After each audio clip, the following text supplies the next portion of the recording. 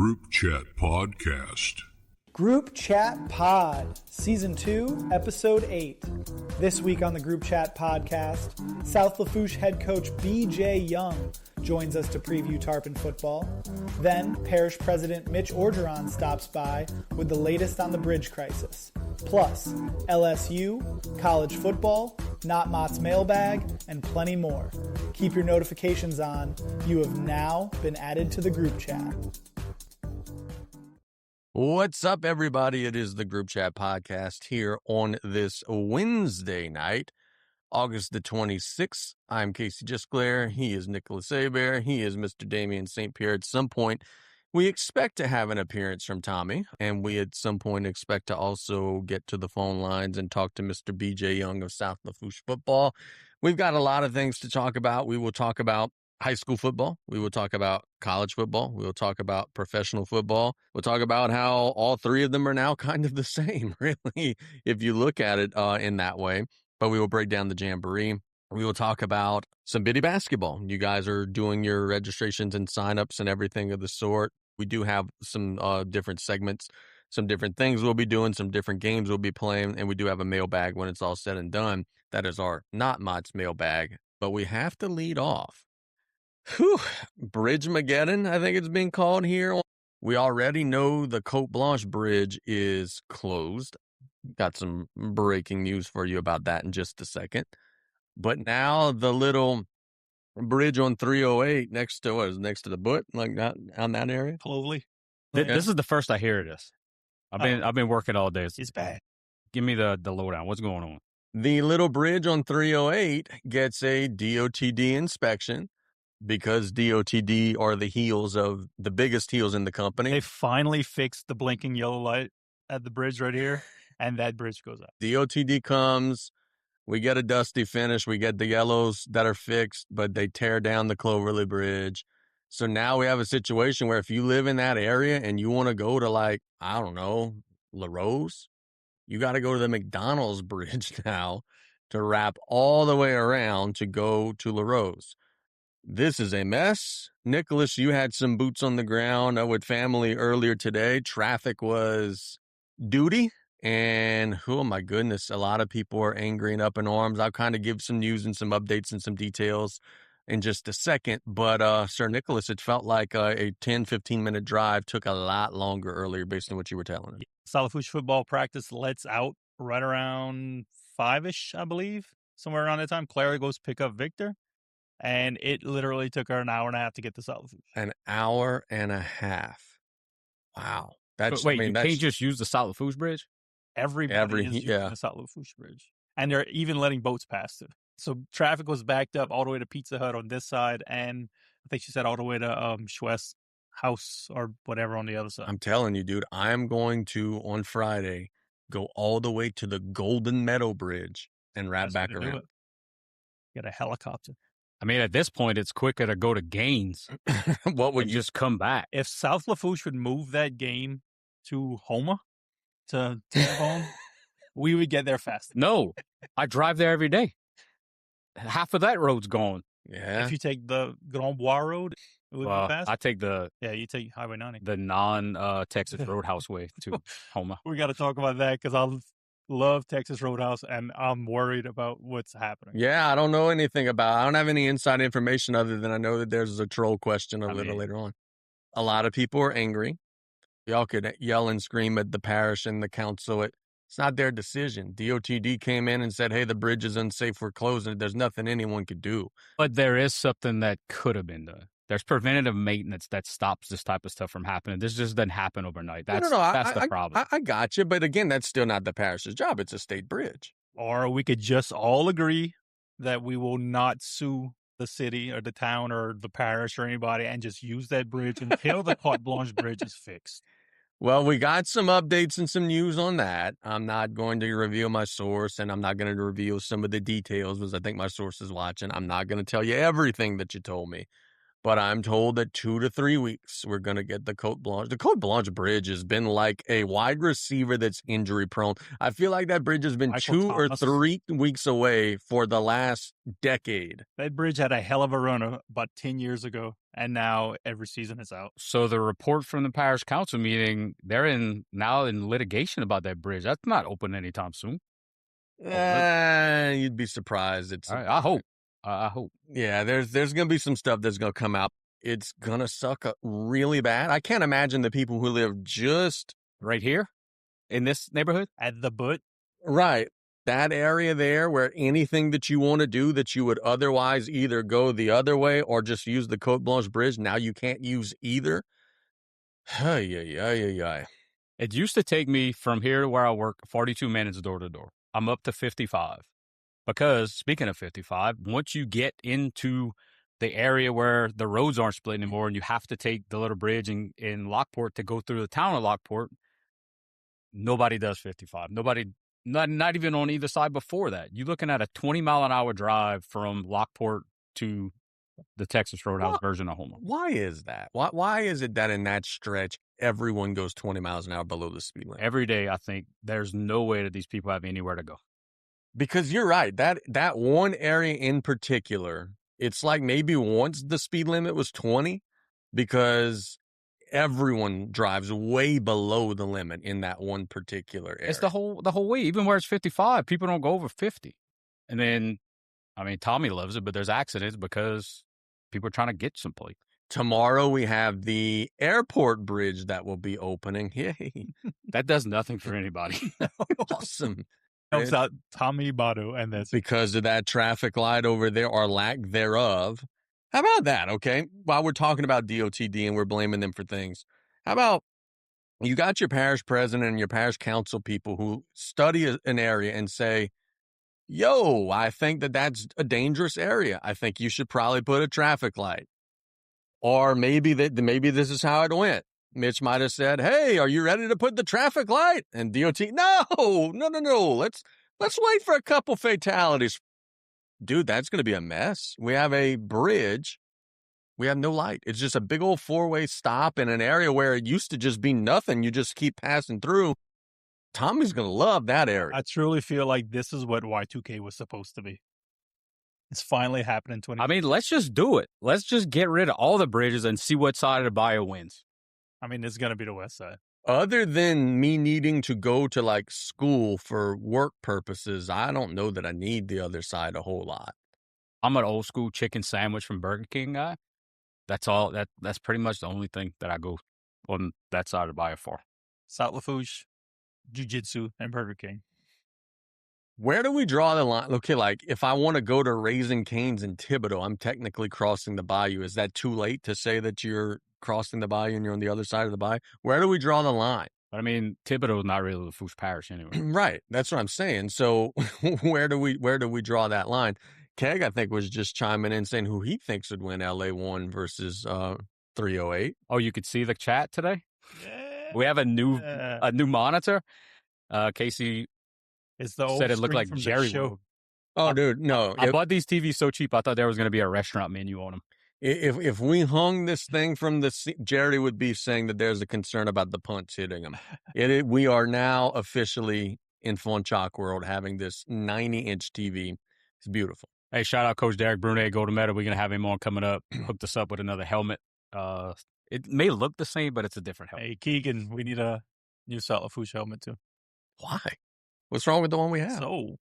It's old? Yeah, but it's got war wounds on it. I like the old helmet. The only person crying is old Nicholas. Where's the old late 90s Titans looking helmets? No, those were not good helmets. I like them. You like the Titan helmets? See, absolutely. Well, you know what? Now that you mention it, we do need a new helmet. You know why? Because I'm just looking at it. We do have a white helmet now.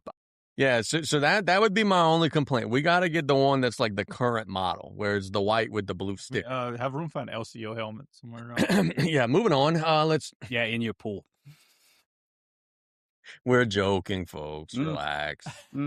Relax. We're joking.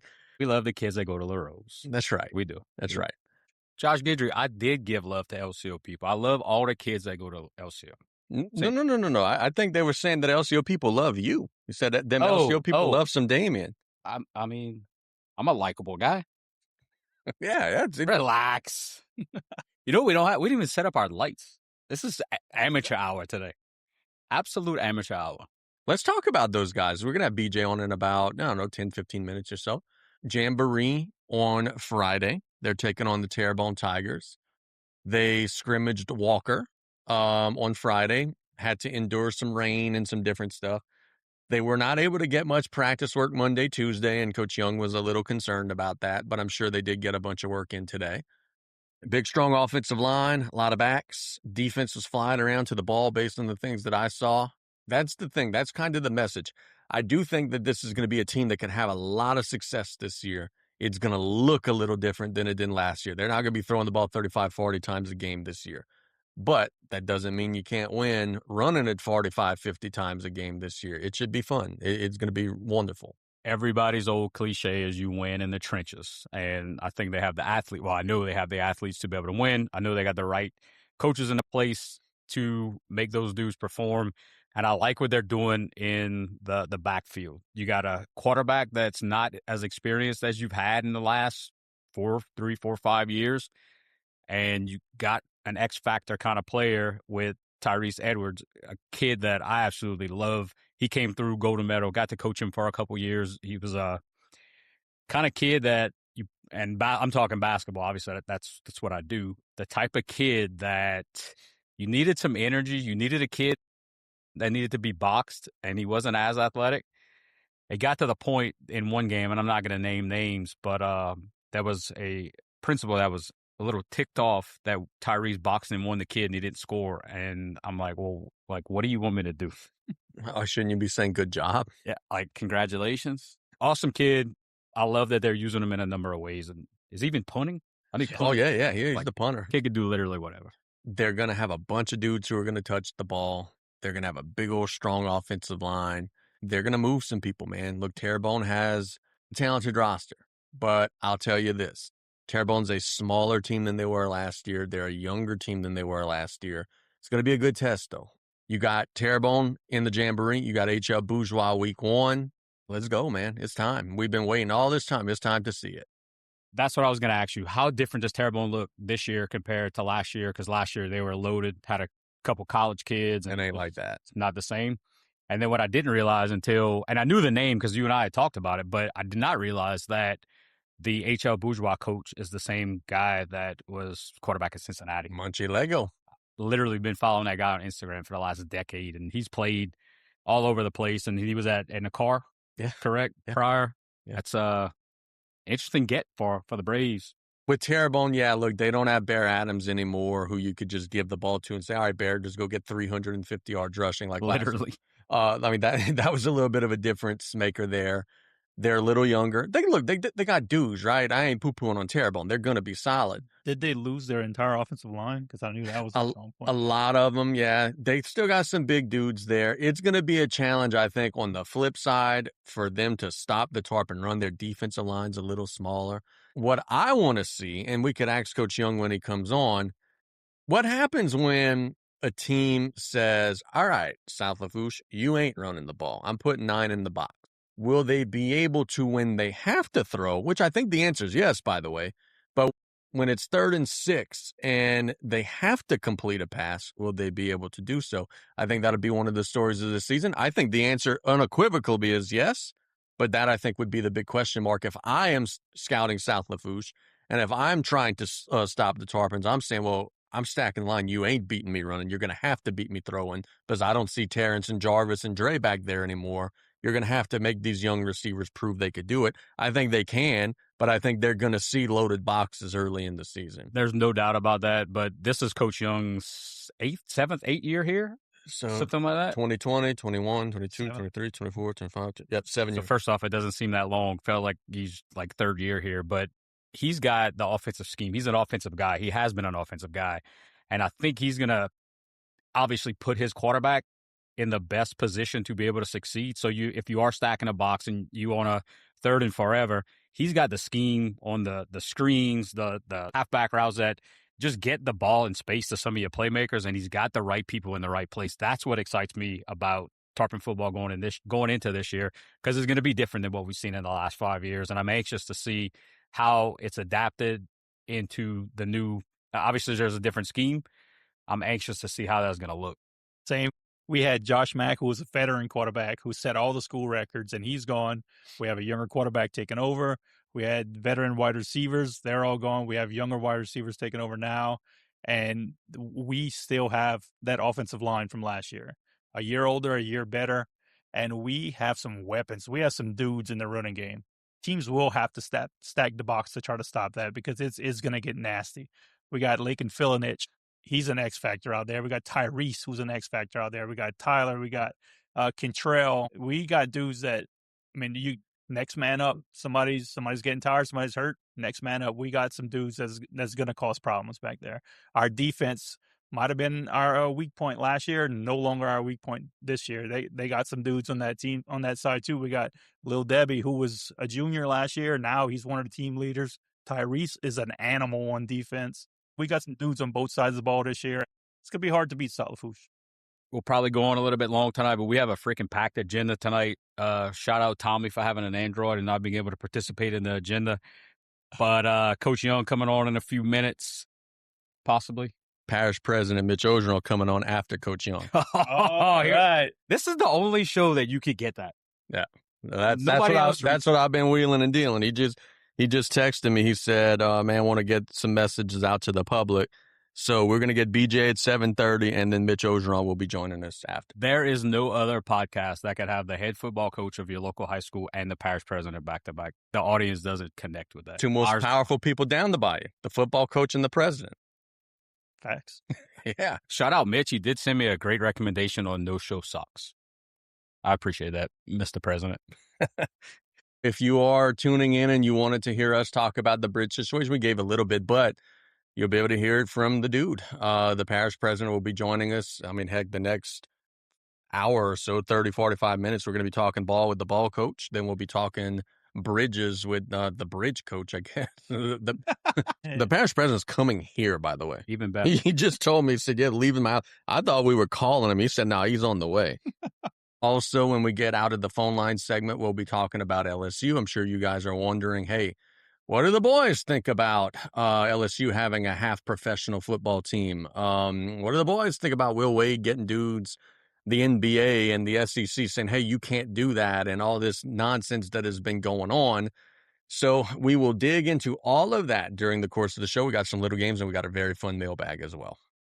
Just imagine if you were every time the parish president comes on, we have food. Teenage Nick living down the Butch Street, going to LCO, perfect attendance. Your mom never lets you miss school. How early do you have to wake up to get from the Butt down the Bayou, cross the South Lafourche Bridge, and wait? You're probably better off actually going past the South Lafourche Bridge, taking that new bridge, getting on the back road, going all the way to LCO. It's going to be a mess. Dude, I'm telling you, I'm being serious when I say for the Jamboree, I am going to the Golden Meadow Bridge. I'm not dealing with the South Lafourche Bridge. I don't want to deal with that airport light situation either. I'm literally going to go to the Golden Meadow Bridge and work my way back up. As sad as that is. We're almost to the point. Nick, let's go half on a boat. Father-in-law got one? Yeah, but I need a catamaran. Oh, yeah. South Lafourche head football coach BJ Young joins the group chat. Coach Young, good afternoon, or good evening, rather. How was practice today, brother? It was good. First thing, where's truck when you need it, huh? That's what I'm saying, brother. But here's the thing, man. Over here, when I'm dealing with my buddies, I don't have to deal with Coach Brian Colley giving me a hard time, and we have food here, too. So we'll deal with the technical issues, right? That's a plus. That's a plus. We had a good day, man. Yeah, it was a good day. Was able to get out. We actually had a 30-minute lightning delay, but it was only one strike. So went up to the stadium, waited it out, and the weather was good to finish it. So we went a little bit longer than usual, a little bit longer than we like to go on a Wednesday. But being that we was in the gym for 2 days, I thought it was important for us to go out there and get some heavy reps, just to get reps added live and also to get a little bit more conditioning in. So we kind of pushed them a little bit harder than we normally do on a Wednesday, but it was good. BJ, I haven't interviewed you in like 4 hours, so I don't know anything to ask you. Yeah. Let me talk about this, man. With your offense, we were just talking about the amount of guys you have that we think could touch the football and could do a lot of really good things. Talk about that as a play caller. You have a lot of dudes that I'm sure you have faith, put the ball in their hands, and they go get us a first down, maybe even break one, maybe even score. Fortunate for me, the last 7 years has kind of been just the next crop up, and it's this crew. And then you kind of think to yourself and the coach's office, well, what are they going to do to replace them guys? And then, young guys step up and dark horses come on and end up being a household name. And then they leave and you're like, well, what are we going to do to replace those guys? And then it's just the next crop. So this is just the next group of guys, a lot of young guys. We got one senior, Caleb Nelson, at receiver, and we got a running back, Control Shepard, a senior who just came back. In the grand scheme of Caleb as well, just came back. So in the grand scheme of experience-wise, they are fairly young, but seniors nonetheless. And the rest of them are all sophomores, man. I think it's a group that really loves football, so that helps. They never complain on how long we're there for, how much film we watch. They're always trying to do extra stuff and do it longer today. And we kept on after the work some certain type of deals, and not one kid complains. So I think it's a young group that loves football, that's eager to win.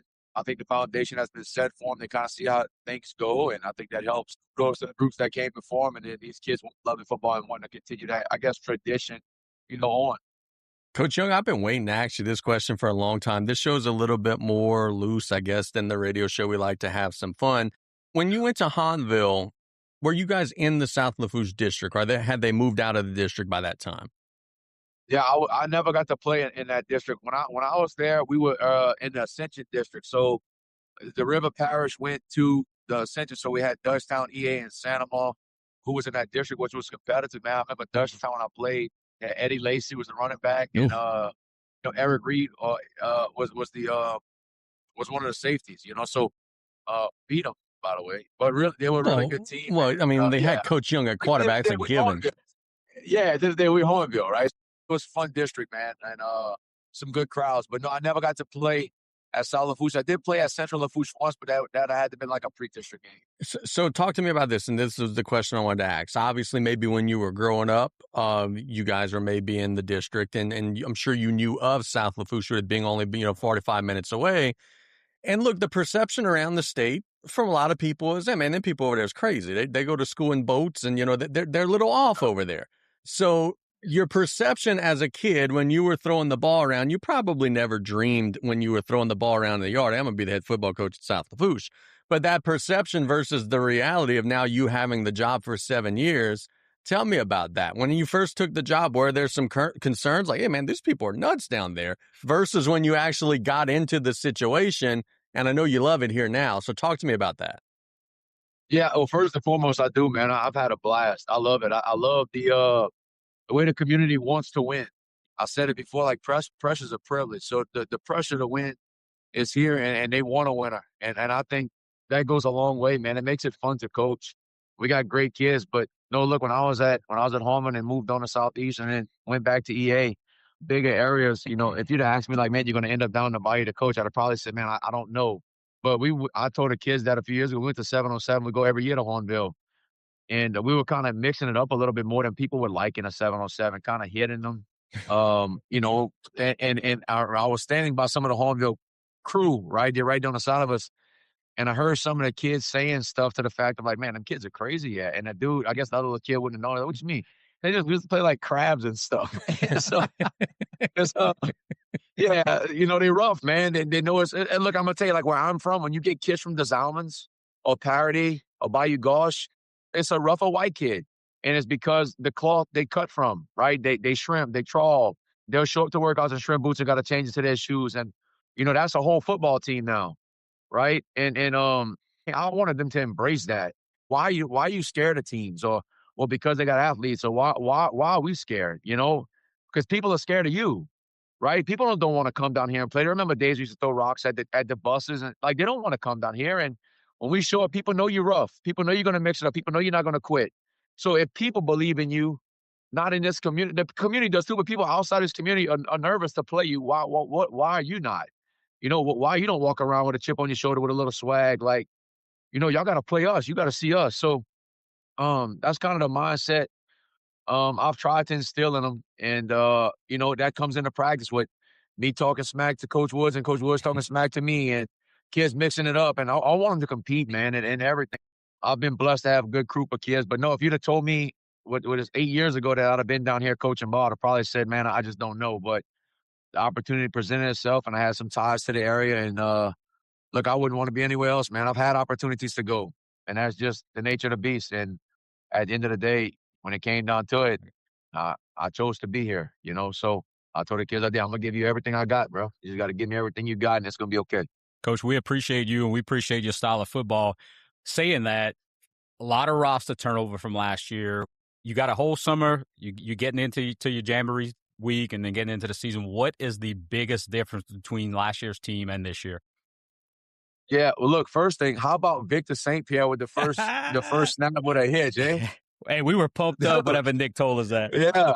I was like, come on now. So, no, look, I think the biggest difference is I think last year's team, very senior heavy, guys who's been under the lights and stuff. So sometimes, right, practice could get a little stale and you got to try to pull it out of them. But I know just like they know, right, if Terrence might take this play off or Sawyer's not really in it today, when the lights turn on, it's going to be okay.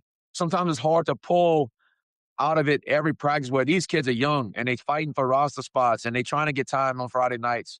So every practice has been, like tooth and nail competing. So I think the intensity has been high. And I just think it's because it's a young group that's trying to prove themselves. And I think, people around the area thinks there's going to be a drop off. And I've told them that people know you lost a lot of people. They think this is a down year, right? A rebuilding year. And I think they kind of carry it as a chip on their shoulder to prove people wrong. And I think that's the only difference. Look, I'm going to tell you, our team last year was really good. And it's hard to sleep at night sometimes when you think about the kids you lost. But when you come to work every day and those kids are hungry like that, they mix it up and you gotta try to call the dogs off a little bit instead of, trying to probe them to get going. It's a good feeling. So I think that's what it is. It's not a personnel thing. I just think it's a hunger to prove people wrong. Every coach that I talk to, when we ask them about your offense, they say the most complicated ass offense we've ever seen. And it takes us forever and ever watching film to break it down and get it figured out. So my question, without giving away too many of the secrets, how many different versions of a play do you guys have whenever you guys are at the line of scrimmage or whatever? And I guess the next layer, what makes it so difficult for a defensive coach to scout you guys? Yeah, well, first it feels good. that they think that. For us, I'm going to tell you, and this is, me and John laugh about it because when you come from, like when I came from Southeastern, there's a lot of ideas that you did and what could work and this, that, and the other. And John's got phenomenal stuff, man. Like he's been a blessing and we've meshed well. But I take the method as the KISS method. I don't know if you heard the KISS method, right? Keep it simple, stupid, right? Keep it simple, stupid. So, when I came out, when I was first a coordinator at EA, man, we ran everything. Trap, buck sweep, inside zone, triple option. Had every pass play in the book, and we were really good at nothing. So I talked to Larry Daughtry. Look, that's a fact. That's a fact. And it's not about what I know. It's what the kids can do to play fast. I'm going to tell you. So I'm getting to how I learned. So I talked to Larry Daughtry. We didn't have much success, at the beginning. So at the end of the season, I do a lot of I try to be honest with myself, man. And so I called Larry Daughtry, who had a lot of success at East St. John, was at Tulane in the CFL. And he kind of told me, what are you doing? I'm telling him all this stuff. And he kind of says, Coach, like, that's too much. Like, well, what do you hang your hat on? And when he said that, it hit me. I'm like, man, I don't know. I really don't know what I hang my hat on. I got all kind of cool stuff, though. And it's not about what I know. It's not about me confusing other coaches. I got to confuse a 15 to 18-year-old kid on the other side of the line. And I think that's what maybe keeps the coaches up a little bit at night is they might have an idea but they trying to communicate to the kid like, man, don't worry about this. All this smoke and mirrors is just this. But at the end of the day, it's hard on a kid sometimes. Then when you fall asleep on that, that's when we hit that. So it's a lot of stuff that goes against their rules. You teach a kid the rules, but this play breaks that rule. So it's like, do your rules except when maybe you see this play, but then you think about that play and then we just go back to the bread and butter. So I think back, I was the golf coach at EA. We were playing golf and we were playing Zachary, and the OC was the golf coach there. And I was talking to him, and he's telling me they run like so many plays. I'm like, damn. So what I did was, when I got here, we condensed it down a bunch. You know, I listened to a lot of Mike. I was a big Mike Leach guy. So a lot of Mike Leach stuff. And you look over there and they throwing the ball on everybody and they know they're throwing it. Well, how are they doing it so effective? So I took a lot of air raid concepts and stuff. So it's been a work in progress. But if you were to come sit down in a week and I would say, all right, let's go, you'd be like, wait, that's it? And I'd say, yeah, you wouldn't believe it. Yeah. But that's it. That's it. It's not a lot. Now we'll dress it up. I listen to Andy Reid talk about how they never run the same play twice in a game. So I remember one year Isaac Dante coached freshman ball and he was charting for me. And we came at half after the Jamboree at the first quarter. He's like, dude, you ever call the same play twice? And I'm like, Isaac, what's crazy? It is the same play, but it might be, I'm going to give you an example, whatever, right rip, 36 cut. Then the next time it's right rip, F move, Y peel, 36 cut. It's the same thing. It's just little window dressing that's going on. So it might look complicated to the naked eye, but it is very, very simple. I can chart on a season or a game how many mental busts we have, man. It's very simple, and we get really good at it. And my thought is, you know, we are going to rep it more than you. You got 3 days to prepare for it, right? I remember Tommy Minton saying, dude, I've never seen teams run power and counter like y'all run. Like, well, how do you teach that? And I kind of was walking him through, and he's like, well, how do you get him to do that? And I said, well, coach, that's all. That's like, that's what we do. We run it 72 times a day. And he's like, well, that makes sense. So it don't matter what you come in, and you don't have to know it's coming. I'm going to send one little deal, one little smoke or something, and you can throw your eyes off of that one little, you know, bang, bang. And then we out the door. And so we hit runs different than other teams might hit it, but that's who we are. You know, you in this coverage, the kid's going to break this way, and everybody knows how he's breaking because we work it. It's 360 days a year. You get 3 days. You get a Monday through Wednesday. So our mindset is we're just going to rep it more than you have time to prepare for it. And look, it has paid off. I feel like in the 7 years we've had really good offenses, and a lot of that's to do with kids buying into and believing in it, and they got to see it succeed. Once they see the success, they believe. You can tell them if you run this way and look left and not right, it's going to work, and they'll do it because they believe. Damn, coach said it, that's going to work. Let me ask you this, completely unrelated to football. I am currently in the process of trying to lose some weight. I am the heaviest that I've ever been. I'm down 10 pounds now, but I'm the heaviest that I've ever been. You are completed your process of trying to lose some weight, as Damien is offering me jambalaya. Thank you, buddy. But you've completed. That's the start. Yeah, you've completed your process, or maybe it's still a work in progress, but you've lost a lot of weight. You look great. Give me some motivation, man. How much better do you feel now versus 24 months ago?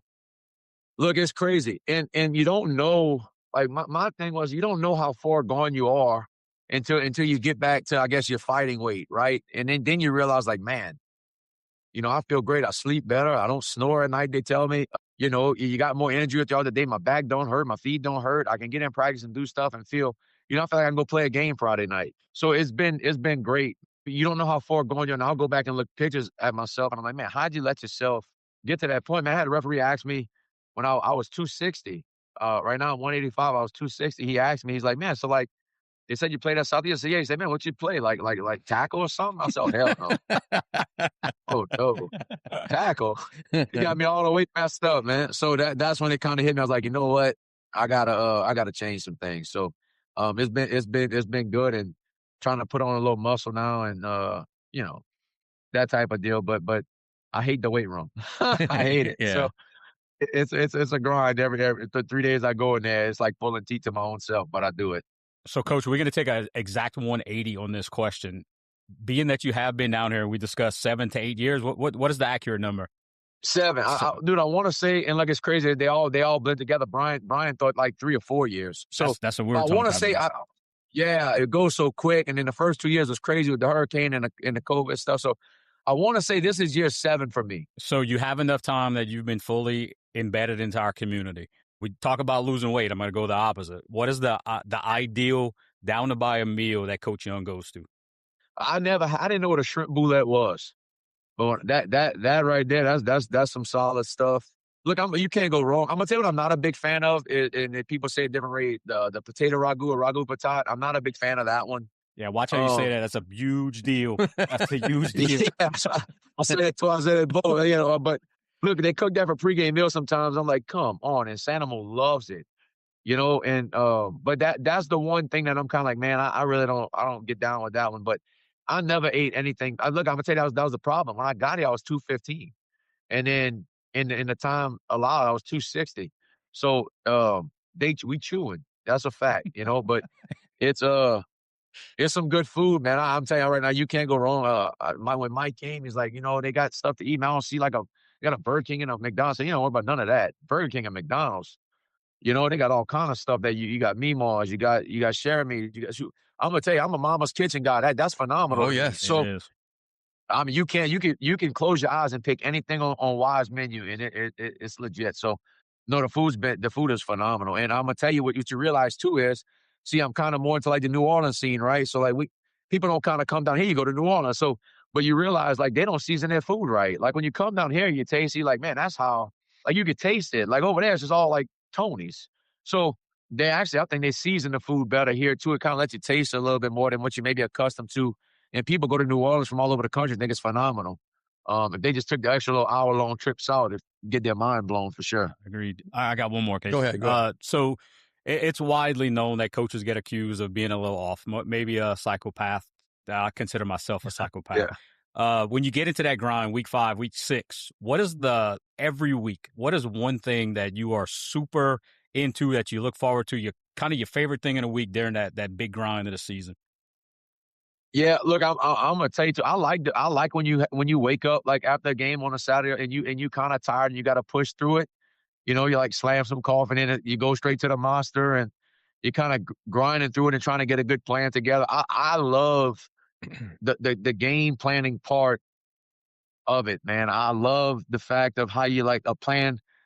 And you say it, man. This sounds, but it's like you go into a battle, right? You go into war. And it's not even close to that. Like these people are risking their lives for that, but it's like, man, I love the fact of like we're going in with an attack plan and there's a contingency plan in place and you got things you feel really good about and some things you're going to throw at them early to see. And I just like the schematics behind it and the weekend grind of, trying to get the best plan in place, but keep it simple at the same time or show them something that we maybe saw that we could do as something different and then wait to see how they adjust. It's just, I love that Saturday and Sunday grind of a little bit tired and you're kind of in the mix, but usually when you're winning, it's a little bit better, right? When you're 0-4, it might not be as fun, but when you kind of got it moving, that little bit tired, but that push through to try to get that like I said, that attack plan in place, man. It's it's addicting. It really is. And Friday nights are fun.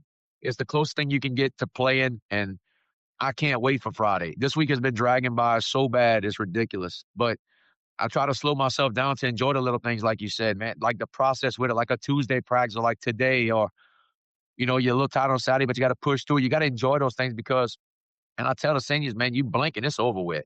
And it sucks because you wait all year and you guaranteed 10 and you blink and you're like in week 8 and you're like, man, where did it go? But I love it, man. I love like that grind of that feeling tired and pushing through it to get a plan in place. Last question I have for you, and we talked to you about, coaches being a little out there. Your defensive coordinator is a little out there.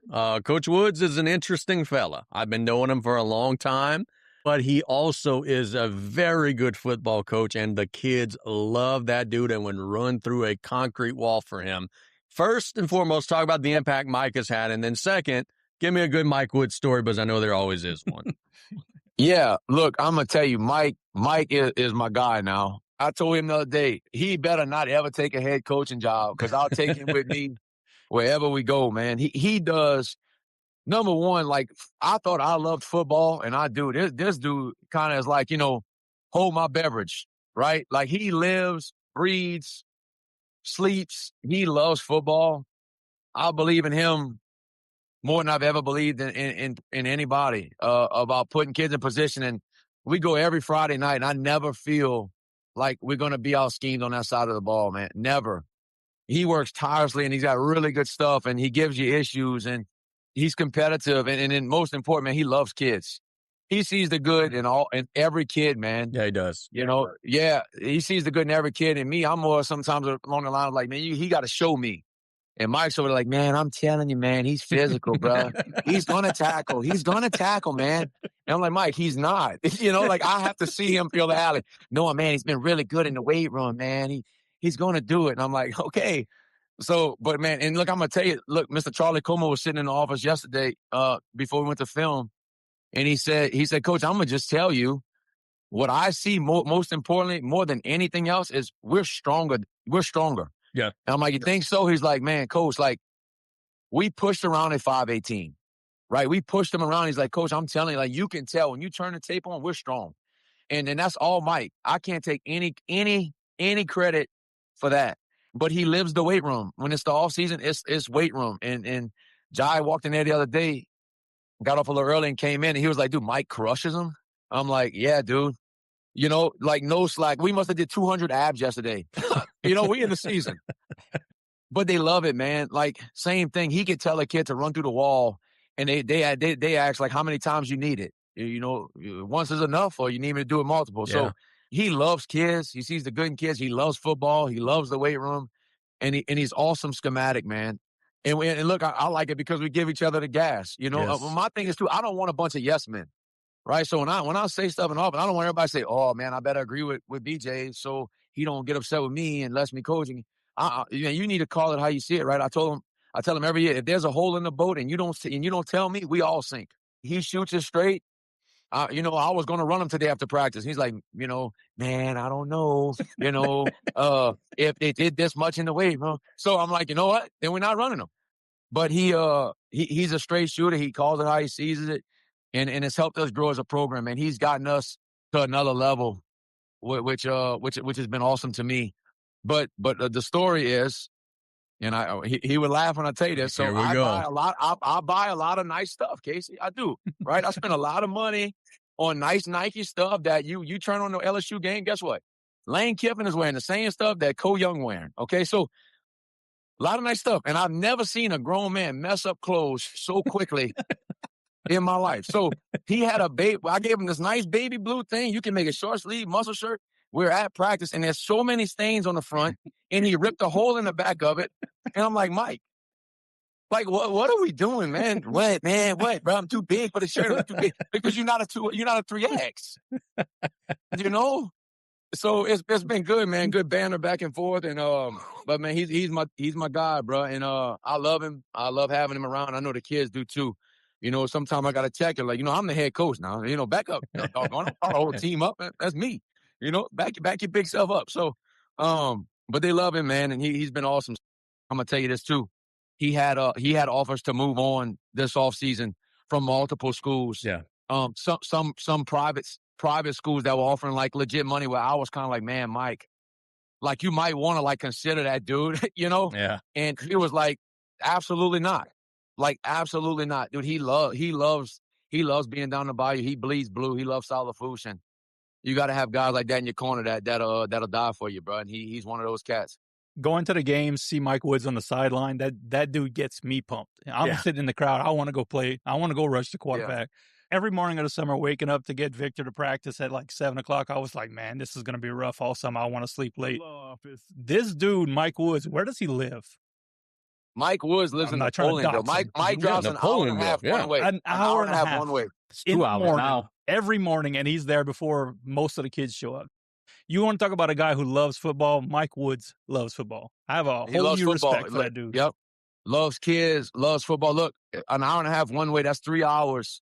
What time does he leave his house in the morning? Man, look, and he does, like, I'm going to tell you, he works the e-ball stuff in the morning. So I want to say I think he leaves his house at 4:30. And look, I'm going to just tell you, and it's not to come make $100,000, right? It just says a lot about his character and his love for the school and the kids and football in general, man. I say he's been a blessing, and that wears on you. So I hope he can, keep it up, and I know he will. Yeah, I thought I was the most pumped up guy in the crowd Friday night when Victor caught that ball, but I think Mike Woods topped me. Mike Woods is out there signaling, and that's what I told him. If I got to tell him back off the field one more time, I'm going to lose it. I can't notice that. I cannot fight him because I'm not into getting my jaw run off on, right? So I'm not into getting beat up in front of 6,000 people. But I said, Mike, if you're going to make me lose it, it's a scrimmage. Back up. Oh, bro. So I said, Mike, you're signaling first down. You're on the field. You're 7 foot 390. Like, people see you, bro. Like, and I get it. You love it, you know? Like, last year we had the little thing with one of the teams. I'm not going to mention it. Starts with a V. And he was, like, ready to dive. Like, I looked on film. He was behind me, like, ready to, like, dive in it. I'm like, Mike, bro, really? You know, like, you were going to go out on the field. And, like, you got to just chill out a little bit. Hey, but Coach, Friday night, one of the first plays on defense, I think it was Gunner. grabbed the quarterback and was holding him, not trying to tackle him or whatever, waiting for the referee to blow the whistle, and the referee never blew the whistle. Like, what was the deal with that? Yeah, look, I'm going to tell you, I thought it was kind of finicky because at the end of the day, it's not really a penalty so the quarterback was dead in the pocket. Right. But if he ran, he was live, which is tough in general, right? But so we got him in the pocket and he's holding him and the referee's not blowing the whistle. So Gunner tackles him. Now it was rough, which is, I'm okay. I like roughness, right? I'm okay with it. So he was a little rough with him, but instead of to me, of hey, look, guys, remember, he's dead in the pocket. He flagged it for a 15-yard unsportsmanlike. Well, then blow the whistle. Yeah. Right? So he's just supposed to let him go and he runs for first down. And then now it's just so I thought it was kind of whatever. And that's what extended their drive. Yeah. Because that would have been, we were getting off the field. So I saw somebody saying, well, we would have scored a touchdown if we didn't get an illegal procedure, but you wouldn't have because we were getting off the field anyway with that play. Right. So I was proud of the defense, man. I thought they played really good. And look, before we went out, he had them fired up in the gym, fired up. And you love to take credit for everything, but man, he's got a lot to do with how we play and everything of that nature. So I'm glad he's on our sideline. I remember on the Thibodeau sideline, I was upset with him. He's always fired up, yelling across the field, sweating up a storm, upset. So I'm glad he's on our sideline, man. He does a good job for us. Coach, a great job for us. Who else we got on your coaching staff this year? Yeah, so we got Chandler Guidros and Chandler Lasang. We call Chandler Guidros OG Chandler, and we call the other one 2.0. So we got Chandler Lasang and Chandler Guidros. We got Jai Orgeron, who's been phenomenal, man. And he's young. He relates to the kids. Invested in the office. So fortunate, man. You lose Rafe, who's a D1 lineman, great coach, and you're like, man, what you gonna do? Because look, I'm gonna tell you, newsflash, it's hard to get coaches down there, right? So, and O-line coaches are already hard to come by. You don't have one of those, you lose. I'm thinking man, what are we gonna do? And then Jai kind of falls in your lap, and it's kind of man, well, let's see how he does, right? He's never coached a down of football, right? And he's been unreal. If you come to practice, you think he's been coaching for 30 years, unbelievable. So that's why we're moving people. Look, we were taking, I'm telling you, I don't know, Casey probably saw, we're taking down the D lineman, the down lineman, and we're moving, displacing gaps. Yep. They ain't in a B gap. He's on the other A gap, right? And that's what I do with Jai, with the double teams and when to come off and the little techniques you got to learn. You learn at that level, right? Because you might have to go play at TCU. Well, guess what? You're not stronger than that cat that's going in the third round of the draft. So you better learn some technique and all them little intricacies that he's teaching the kids, man. It's he's been great. So Jai, obviously Mike, Coach Santa Mo's the vet, right? So lean on him a bunch. He got the car, go for one, go for two. Special teams coordinator, does the receivers for us. Same thing though, man. I lean on him a bunch of, you think we leaving early enough with this? So what time should we eat? Or is this good to eat, you think, before the deal? Or just all the little things that you don't think about that you got to lean on. You got to have a coach like that on your staff that's been in the trenches that you can lean on and just kind of. And he's been with me for the whole 7 years, and that was a guy that wasn't coaching. Right when I got there, they were kind of man, look, he coaches. He don't really do football no more because it didn't really, with him and the previous regime, and I was able to get him back on board, and he's been for 7 years, man, awesome. And then Daniel Dickinson, who does the D-line for us, who's been with me, I want to say now, maybe 3 or 4 years. Yeah, he's been there for a little minute, man, and Daniel's been awesome. Big technique guy. Daniel does a good job of getting on him and then picking him up. He's stern with him, and then he does a good job at picking them up after. And like I said, the technique, and that's his little babies. You look at practice, there's everybody kind of moving around, and there's Coach Daniel and his D-line. It's dude, if y'all lose this scent, you're gonna freak out. So, he's been great. He's been great too, man. I hope I'm not leaving. Forgot about Coach Ryan. Coach Ryan's in the building. Coach Ryan is in the building. Yeah. Yep. He does the athletic training. And look, I'm going to tell you what we kind of did with that too, so you go to different places. When I got here, it was just Coach Ryan. And I was I come from here, we had 15 student trainers. So I was like, Ryan, what you think about maybe corralling some student trainers and making that kind of work? And he's like, man, you know what? Well, yeah, that wouldn't be bad or whatever. So every year, man, we got 3 or 4. This year we got Zachariah Burdan, who came back to help, and it's been phenomenal. So Ryan does a good job, man. He works with us a bunch. Kids love him, tends to the kids. We didn't meet Saturday. He showed up by himself Saturday morning to do treatment on any kid that came, and he didn't have to do that. And he came to me when he's like, Coach, you want me to show up tomorrow morning at 9, and I'll stay here from 9 to 10, and any kid that needs to come see me, come see me? I'm like, Ryan, I love where your head's at. Ryan's all in, man. And that was another one, like when I came, was kind of like on the fritz of, because the previous kind of deal, it just wasn't really willing to work with you and stuff. But I think in this profession, I think in life in general, man, when you treat people right and they realize that they do matter, and their role does matter, and they have a voice, right? When you talk, I do listen. That don't mean I go with it, right? I don't have to go with it. At the end of the day, I'm gonna do what I want to do. But I think when people understand that they have a voice and their voice is heard, and they can respect that, he listened to me and he didn't do it, I can respect that. I think stuff like that goes a long way, and I think we have a great culture, man. And obviously in the locker room with the kids, but in the coach's office, it matters, because if you're not pulling in the same direction, kids feel that. Believe it or not, they feel it, they can see it, they sense it, and that's not a good deal. And I think since I've been here, we've had a great camaraderie in the office and understanding expectations and how I like things done. And I think this too. I think when you get in a big chair, that just doesn't mean you sit on your hands and don't do anything. Like, I still do laundry. I help them hang clothes, right? I set up the field on Fridays for pregame, before the game. So I think when they see you doing those type of things and you're not just sitting on your hands and just dictating everything, it's kind of like, man, you know what? Like, he's willing to pull his weight too. I think that goes a long way too. So we have a good culture, man. I think the kids feel it. And like I said, I've been places where it's not like that. And it makes it a lot easier to work and fight for a common goal when it is. You talk about washing clothes. I know y'all got a lot of OxyClean now. Yeah. a lot of OxyClean. Listen, we use it. During that scrimmage, Lucas, quarterback, got hurt, and Ryan sprinted across the field and carried Lucas off himself. So shout out to Ryan. He's out there going above and beyond. Yeah, man. Like I said, he's all in. Running for him isn't the best. Okay? He is not. If you're trying to teach your kid how to run, I probably wouldn't watch Coach Ryan. But that's okay. You can't be great at everything. You can't be. Look, I'm gonna tell you what he does too. Look, he flies the drone in practice. Yep. In videos, he runs the scoreboard to keep us on the segment timer to make sure we're on time. He does everything. So we play music at practice. He's running the drone. He's got the clock, and his phone's plugged into the sound system. You know what I mean? So he does it all, man. He sets up the cold bats we have ice bats on Thursday. He sets up the ice bats. He sets up the tents. He's got the fans.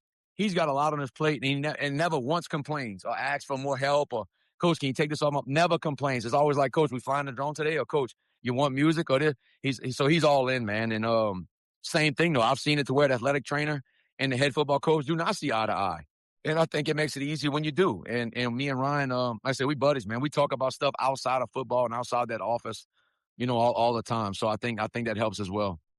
BJ, we've taken enough of your time, brother. Thank you so much. You gave us some great information, and I think you got the Tarpon football community really jacked up for the season. We'll do this again soon, okay, buddy? Yeah, man, I appreciate y'all. Yep, that's Coach BJ Young. We thank him so much for his time.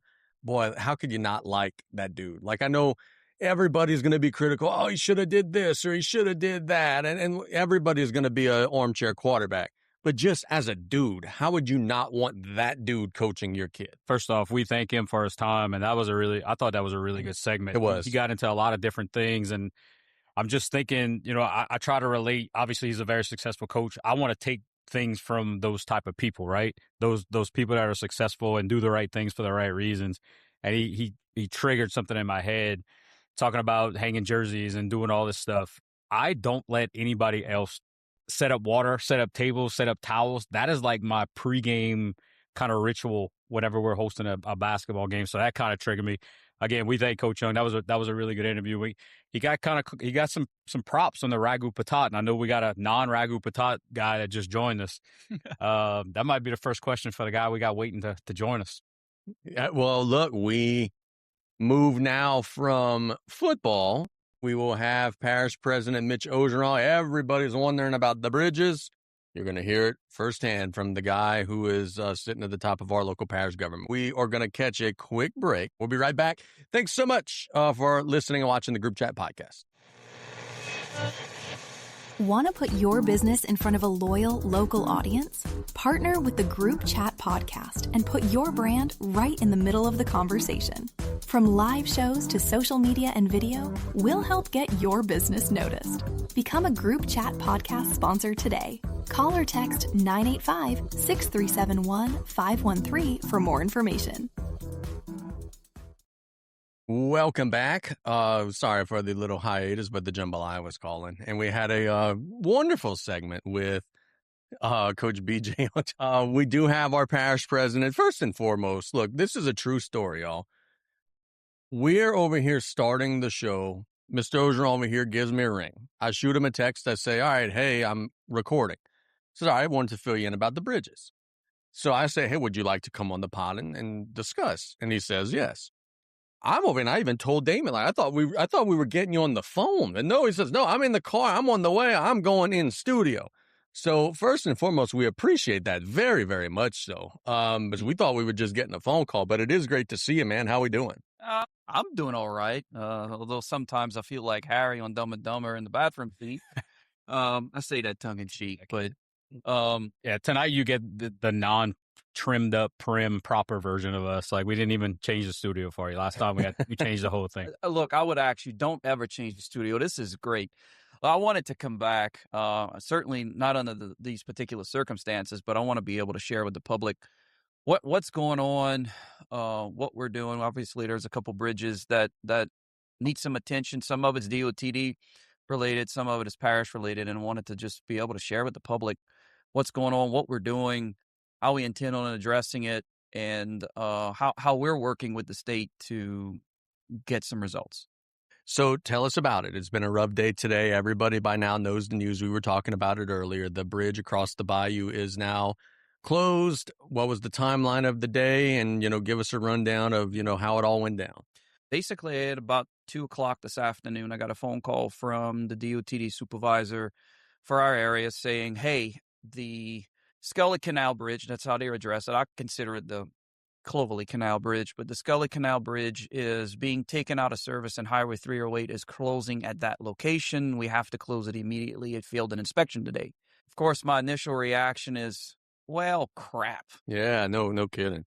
There's a lot of traffic that passes that way. 308 is a busy road.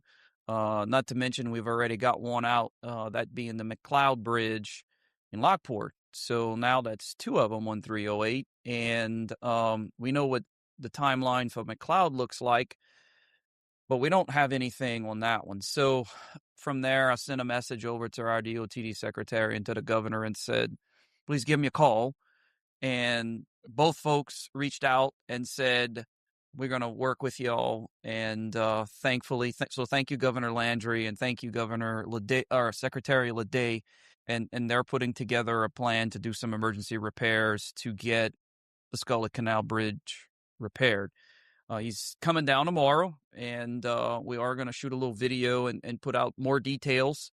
Obviously, those are forthcoming. I don't have all of the details at this moment other than they're going to do an emergency repair. What that's going to look like, we're going to have that. We're also going to have a video we're going to put out the McLeod Bridge outlining what those steps are going to look like. I do know that bridge repair is out for bid currently. That one is going to be a much bigger scope because they're straightening out a curve because it was a dangerous curve and replacing a bridge at a different locations, whereas the one here in Cutoff is going to be a simple repair. They did disclose that it's going to be not a bridge, but it's going to be box culverts that's going there instead. Okay. So we know that detail. Timeline is what we don't have at the moment, but we'll be able to have those tomorrow. And I know you just said that you don't know all the full details, but I think the one message that we can push out there today, don't expect the bridge to be working by Monday. It's going to be a period of weeks, if not months, that we're looking at, right? I do know that it is fully engineered. They did disclose that to me. It is going to be the procurement timeline and the construction timeline that I asked him to have when he meets with me tomorrow, right around lunchtime. So that's where we are. And of course, so the next question becomes, what happens with Cote Blanche, right? Because man, everybody's got to go to South Lafourche Bridge. Yeah. And I could tell you that we've had a ton of trouble with the contractor. And there's limited information that I can share because we've had to engage an attorney on this from a contractual performance perspective. I know what I can disclose, and that's what I'm going to disclose here.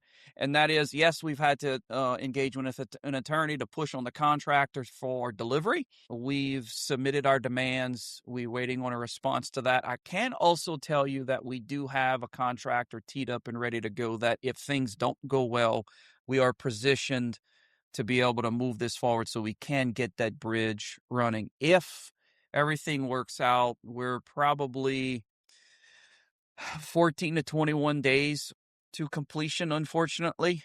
There's some electrical work that needs to be done. There is still some physical work. You notice that there was some welding that was going on the bridge itself, some welding that needs to be finished. There are some platforms that are installed, but there's some step-ups that's got to be added to put the bridge closer devices on there. That's the arms that go across the traffic barricades. And then there are some ramp approaches that need to get installed along with some other electrical components. They have about a week left for welding. The installation of the arms is going to give them a couple days along with another week of electrical work. We have to install the winch because that was completely removed and overhauled. That is sitting in our possession, ready to go. Our mechanics are ready to go and install the cable. Some of that stuff we can do concurrently, and that's one of the conversations that we're having with the contractor so we can address that. So to tell you that without giving too much information out so we don't breach our legal advice, we have a plan with the current contractor. We have a plan, and if we need to go beyond that, and we are aggressively pushing with the contract to meet the contractual obligations that we have put in place. I will also tell you all that, yes, and this contract is out for the public to go and review. You can go find it on the Lafourche Parish government website. When it was passed, you can go search for it in the what we call Muna documents.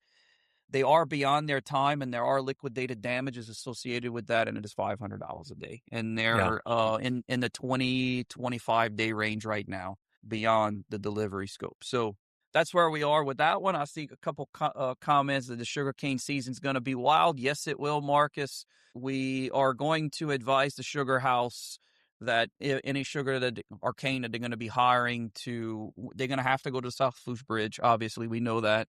What we're going to ask them is try and use 3235 as opposed to LA1 for a couple of reasons. One, keep the traffic off the front road.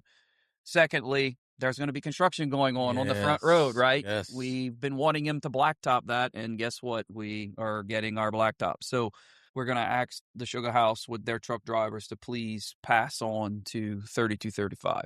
I do see another question about the airport bridge. That was published today. The airport bridge, a.k.a. the new Galliana Bridge or the Galliana Lift Bridge, will open at 8 o'clock tomorrow morning. The plan behind that is, one, we the bridge operator on that. So we got to transition our bridge folks from the current Galliana pontoon over to that bridge. They've gone through some training this week, and so we're going to move them to that bridge after most of the traffic has passed and whatnot. We got to swing the Galliana Bridge open, the pontoon open, and then put the new bridge into service. So that's actually happening tomorrow at 8 a.m. Obviously, as Parish President, I'm sure right now you are stressed to the max, but I feel like that's every day, right? Now with the bridge situation, with the way it is, the public is obviously frustrated. They're obviously, I would guess, concerned about how they're going to get to certain places and certain times. What's your big message to those folks to, hey, just pump the brakes a little bit? I'm as frustrated as y'all are. There's some choice words that I certainly wouldn't want to use that's not proper for the podcast. I can tell you that there was some choice words that were dropped whenever I finished with the conversations, just because it's a contention of frustration knowing that we still don't have the Cote Blanche Bridge open. The one thing that I will say is please have some patience. Yeah. I know that anytime we do some construction, we run into some problems. Unfortunately, I will have to say this: with progress comes some headaches. We want things delivered properly. So like the Cote Blanche Bridge, we want a good product, and we're going to make sure, and I'm going to make sure that we get a good product out of this, regardless of the complete timeline.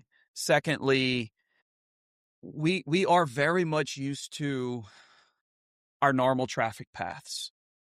Plan a little bit when you're going to get on the road, and we know we're going to run into some delays, so that it goes back to that little bit of extra patience as we're traveling around. Look, I had a conversation with my wife. I says, look, because she teaches at South Lafourche High School, leave early, take the back road. Yeah. And where for her that works. That doesn't work for everyone.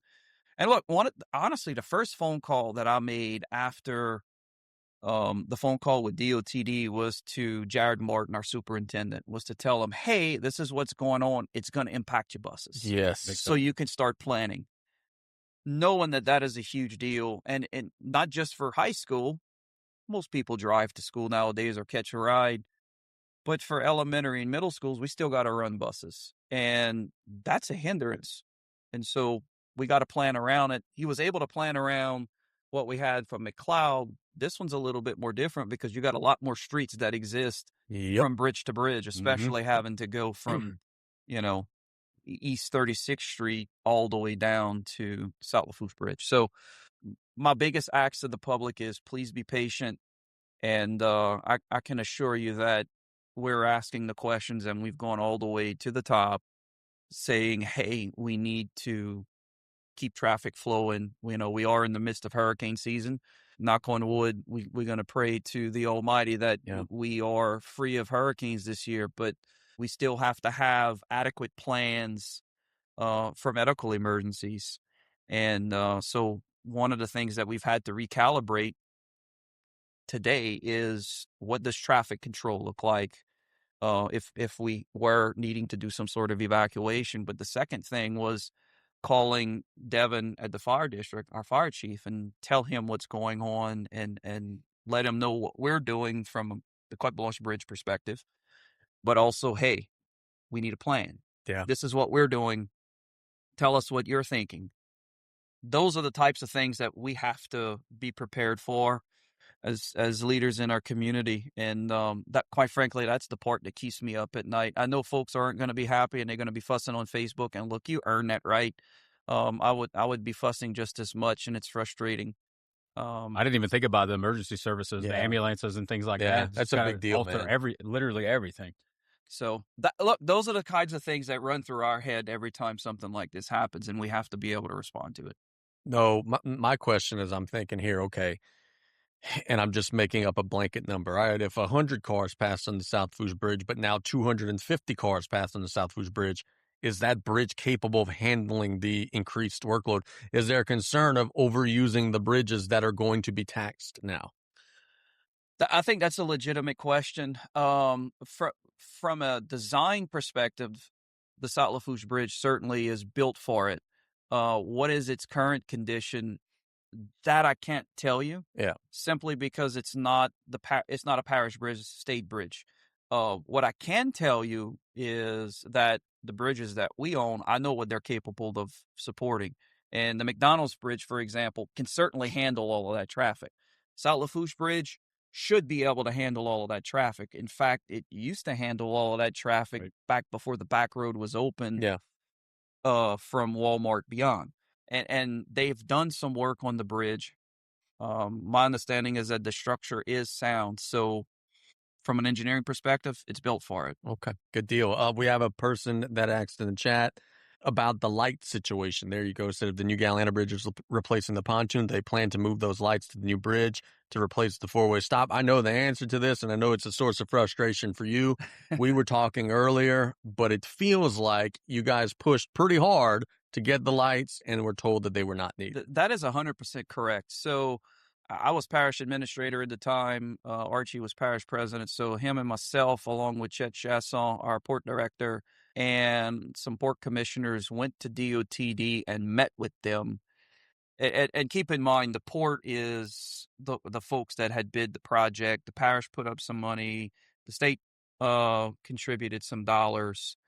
We got a grant, and the port put up some dollars as well. So it's a hodgepodge of funding to be able to get that working.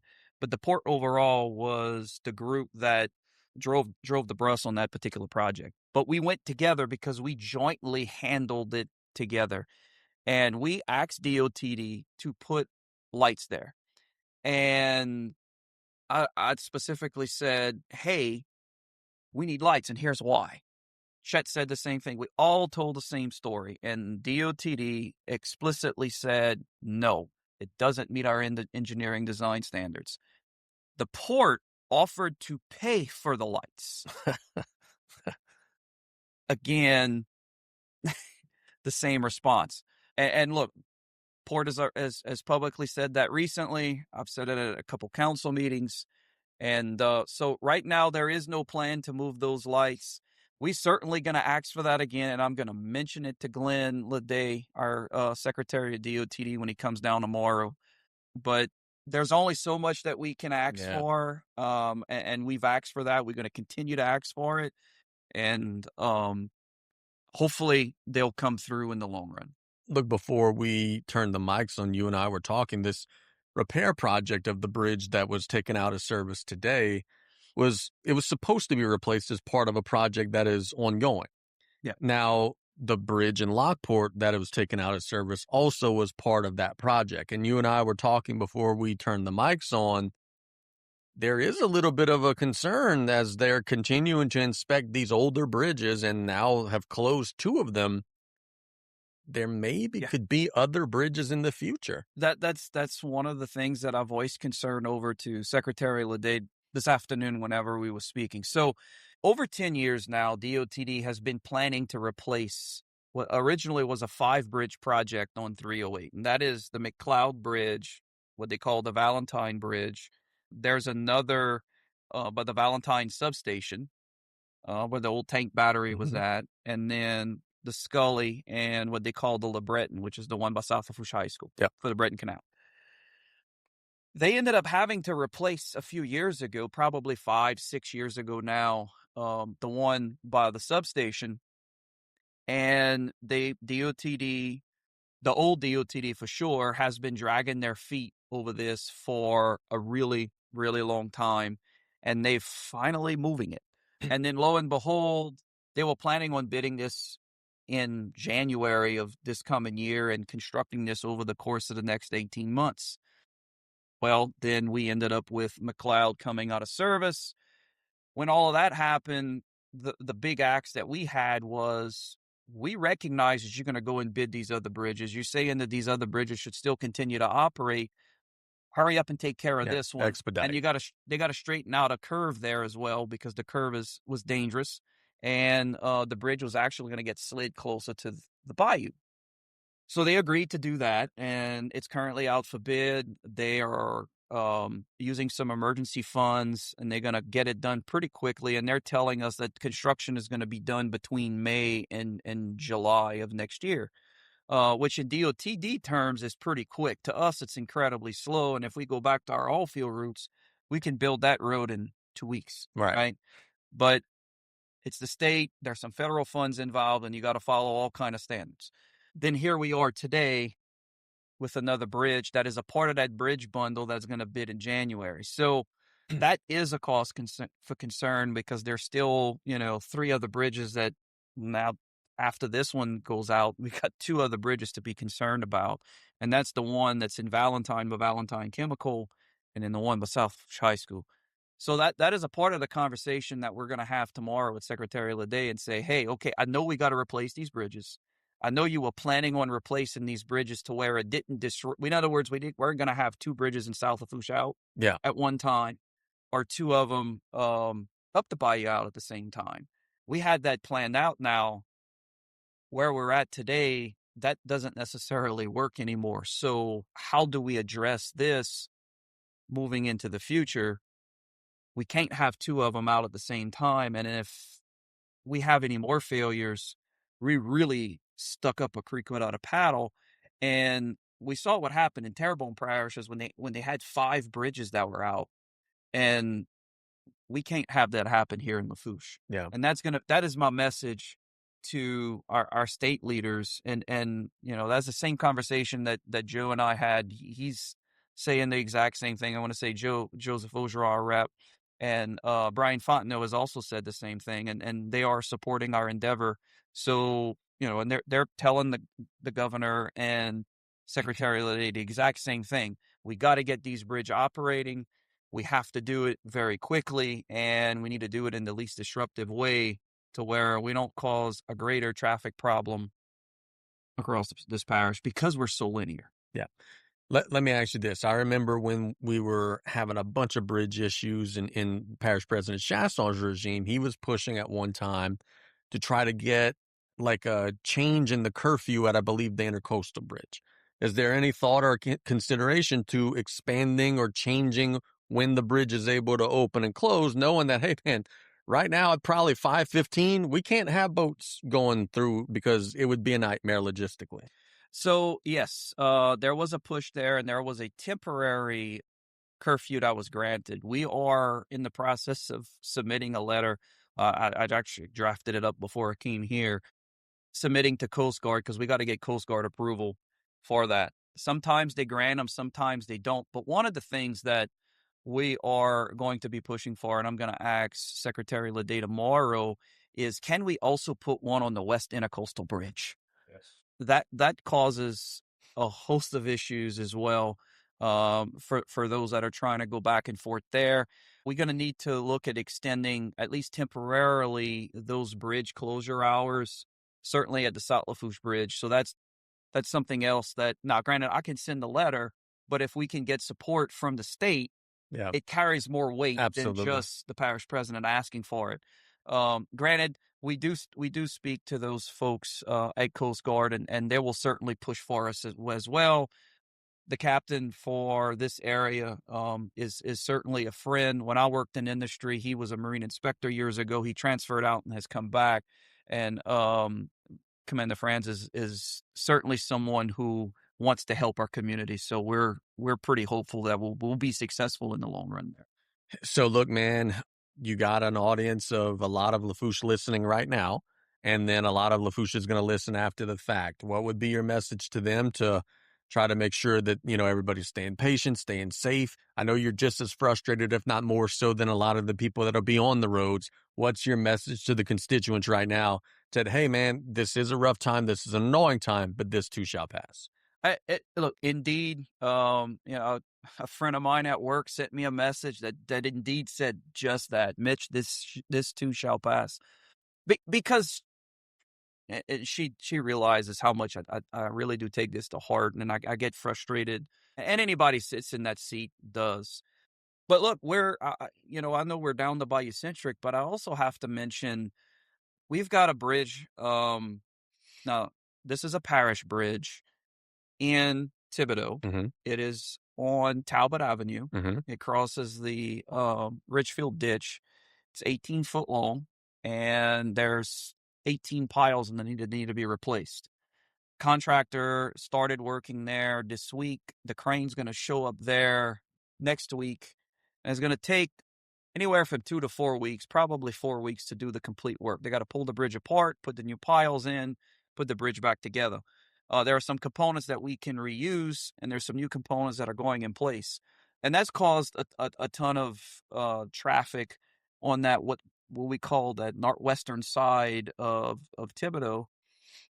And there's folks that have, since the hurricane moved up there, that have called, that I know from down here, that have called and says, hey, man, we've got a lot of traffic is going through the neighborhoods, and kind of like how people like to pass through West 107 so they can get up to the front road from the back road, and kind of they're passing that same avoidance up there. And fortunately, what we were able to do in the matter of a week and a half is get engineer drawings, get them approved, and get the contractor going. And for right at $200,000, we're going to change all the piles underneath that bridge. So what I can tell you is where we have the funding, and it's something that the parish can control, we have the ability to be able to react fast. Cote Blanche Bridge, unfortunately, is in a situation where we had to publicly bid it. Our maintenance contractor couldn't do it because it was greater than $250,000. What does that mean? So let me backtrack a little bit. Sure. This other job is under $250,000, so we can use our maintenance contractor that we have to go in a hurry up and effect the repair. The Cote Blanche Bridge is greater than $250,000. In fact, it's right at $1 million. So we had to publicly bid it and go with the apparent low bidder. That's the state law. That's where we are. But I want all the public to know that where we can react, we are reacting. We're getting out in front of it as best as we can. And we want the public to know that we feel the pain just as much as you, and we are traveling those same roads as y'all are. I don't know how you could answer this question, if at all, but when you talk about the low bid process, is there ever a time as an administrator when you see the bid come in and then you see another company that maybe you think is a little more reputable, maybe a little more qualified, but they just missed the mark. And you're like, darn, because there's a situation like, we know this. We go to Walmart, we buy the cheapest product that there is, but the product that maybe is a little more expensive might taste a little better, might be a little more durable, whatever it may be. Are there times when in this low bid process, you're wondering like, dadgummit, I wish that they would not have had the low bid? Yes. Simple answer. Good answer. Absolutely. And it's the way the state rules are written. And I've reached out to our state reps to see if there are some things that we can do maybe to start working on that, because there are some contractors, unfortunately, that are a challenge to work with. Now, we still have to be a good customer. Of course, yeah. And the engineer that designs has to do a good job, right? So it truly takes a team for it to all work. But, that is absolutely a challenge that we run into. I will tell you, we have some really good contractors out there, too. Sure. That win the low bids as well. Sure. Is there any sort of like a 3 strike and you're out policy kind of thing where if you do wrong by the parish a couple times, you guys could exclude them in the future? Is that anything that's out there? There are some provisions. It's not a 3 times you're out. We have to hold them in default. Then we have to call a bond. It has to be legitimate. There's a legal process that you got to go through to hit that. And I can tell you the bar is quite high and the burden of proof is on us.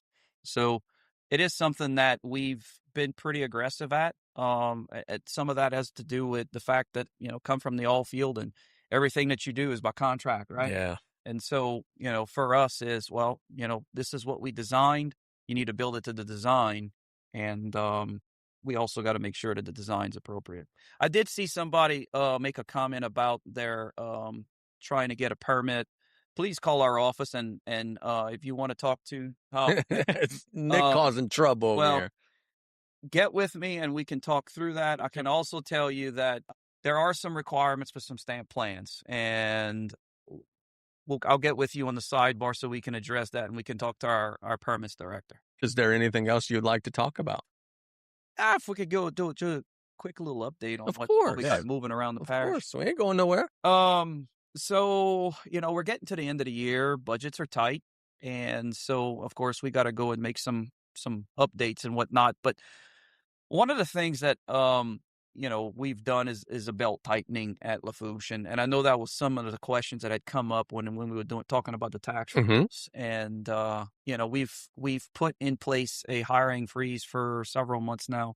There are some positions that we haven't filled. I will tell you that we have some positions open in public works, but that is not associated with it's field positions. Folks that are going to sweep your ditches, cut the grass in the ditches. We are filling those. But if it's an office position, we're not doing that. So I wanted to put that out there for the public to be able to know that is control of overhead is really something that I think is important. It's important to me, and I know it's important to the public. We did talk about a few projects that we're looking at. We got Lady to See Clinic in La Rose. That's a big one. The state got a submission right now, not DOTD, by the way. A group that we work with really well, and they're reviewing everything that we can put it out to bid and start construction. So that's moving along really well. We hoping that by the end of this year that we are doing some groundbreaking so we can get moving. So that's really exciting. In Raceland, we had talked about turfing some fields. That's moving along with some grant money that we have. Good. And we also mentioned up in Thibodeau where we're going to build the new Head Start site there. And then we're going to get everybody out of the little bitty modular buildings. In Lockport, we have a great set of buildings for them to be in. And of course, at South Lafourche, we have Head Start in the library. So those are moving along. Another project that we have in the South Lafourche area that is something to be excited about, the back road's basically a levee.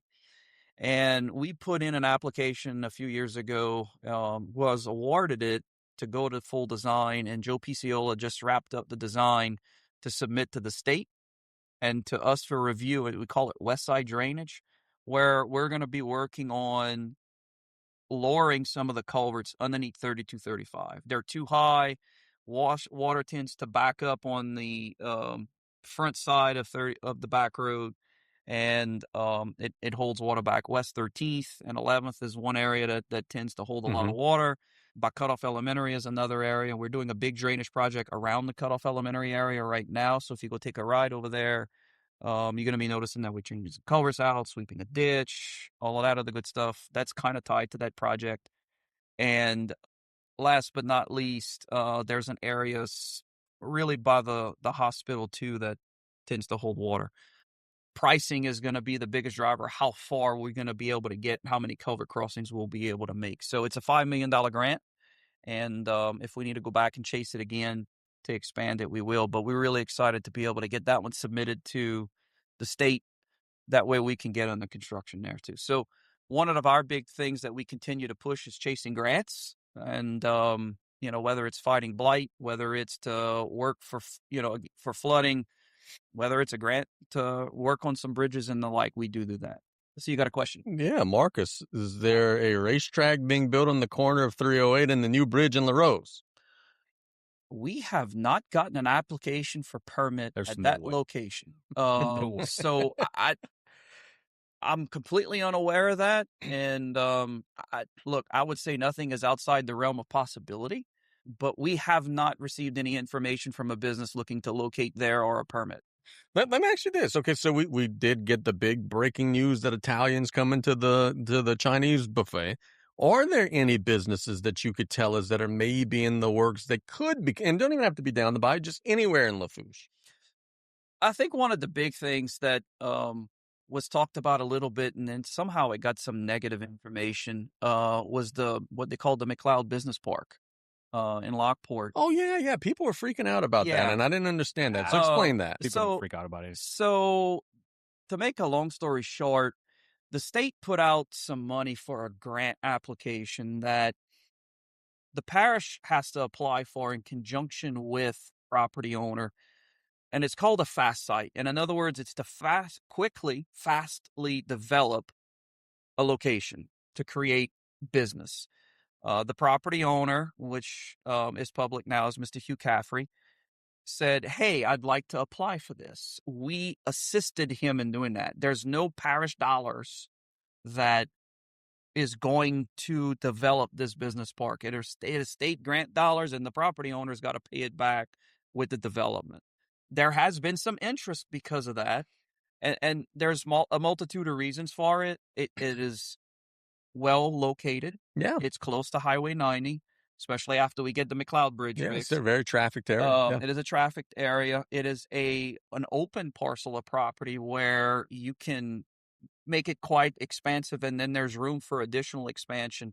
But on top of that, there's transmission line there from Entergy, and there's also a host of pipelines there for natural gas. Okay. So it makes it very appealing for a small industrial site. It makes it very appealing for potential manufacturing and for storage and warehousing.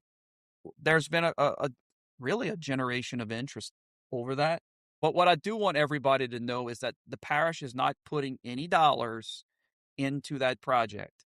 Well, that's not what I read on Facebook. Well, I know. I saw the comments on Facebook, and I had to stop looking.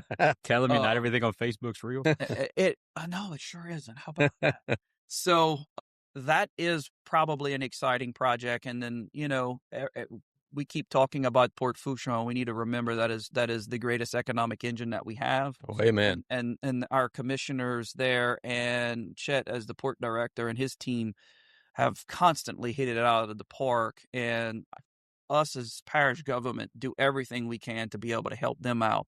And we keep that as that, shining star. Last time we had you on, we were talking a lot about the recreation renewal. So went to my first meeting on the rec side, and a lot of the conversation was about the Cabela Law standard. Can you give a little insight on what maybe you know about that and maybe how you see that looking? So Cabela's law is it's a law per se. And we may need our attorney friend to help me out here, but it is a precedent that was established, I'm pretty sure, by the state Supreme Court. And it effectively says that the parish cannot provide something of economic value without getting anything in return. That's the layman's term of it. I'll give you a good example. And this is the best one ever, and we live by we get stuck with this every day. We cannot go put a culvert in an open ditch along the street in your yard, except the driveway. That's all we're allowed to do because we have to provide a nexus, in other words, a connection to your parcel of property. The rest of it's considered landscape, and that is improving private property. So we can't do that. So let's bring that to the recreational side of it. The recreational piece is if you are using a ball field and you are charging to access the ball field or charging children to play on that field by virtue of being a part of a team, you have to pay to utilize the field. That is effectively how we have to comply with the Cabela's law. And I could tell you that's the case across the entire parish, not just here. Right. If you are, and it's like that across the state. If you're a travel ball team, you're a rec ball team, and you're not associated with the district itself, you got to pay to utilize the field. Can it be a nominal cost? Yes. The other piece to this, and this is where it gets really confusing, is the group that is utilizing the field can offer in-kind services to make up the cost of or the payment of the utilization of the field. So how do we capture all of that and keep it proper on the up and up? It's called a cooperative endeavor agreement.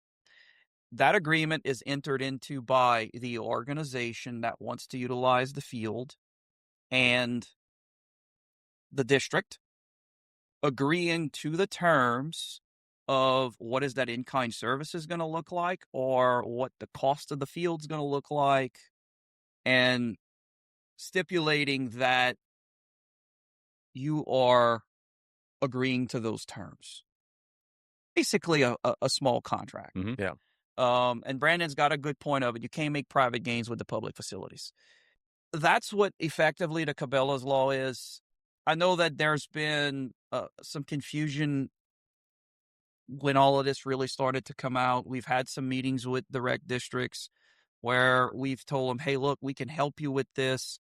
We've put them in touch with the district attorney's office, who is the legal advisor, not only for the parish, but for all of the districts as well, to help them. They've been given a template to utilize to draw them up.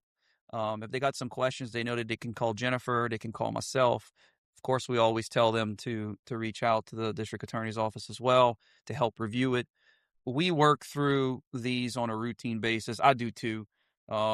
Every time we enter into a cooperative endeavor agreement, we have to ensure that we're not violating Cabela's law. So we have to be pretty comfortable with it. So that's what it is. It could be very complicated depending on how large the agreement and the contract is and all the nuances that are in it. My advice is keep it simple. Mm-hmm. That way it's, one, easy to read. Two, we don't have to be a lawyer. No offense, my friend. And we all can deal with it, because let's face it, the folks on the board aren't attorneys, right? And if me or you are signing the agreement as coaches, which I'm not going to be doing that as a coach because I'm not coaching, but just saying, we all going to understand it. We can agree to it. We can move on. Yeah. Right. So that's what's going on there. And again, if you run into any questions, my door's open. I'll be more than happy to have a discussion about it. But it is some things that we have to comply with, and I can tell you that if we're not complying, our legal advisor is going to do what is necessary to ensure that we do comply. Yeah, and look, I asked because there's been a lot of discussion. Unfortunately, I had to dive into exactly what that is. So you kind of speak in my language right now. Tommy doesn't even know, but he helped me out on mine for our basketball league. So my spinoff question to that, and if there is, I don't know, is the parish ever going to have the ability or the want to offer recreational services ran by the parish? And if so, when can you hire me to do it?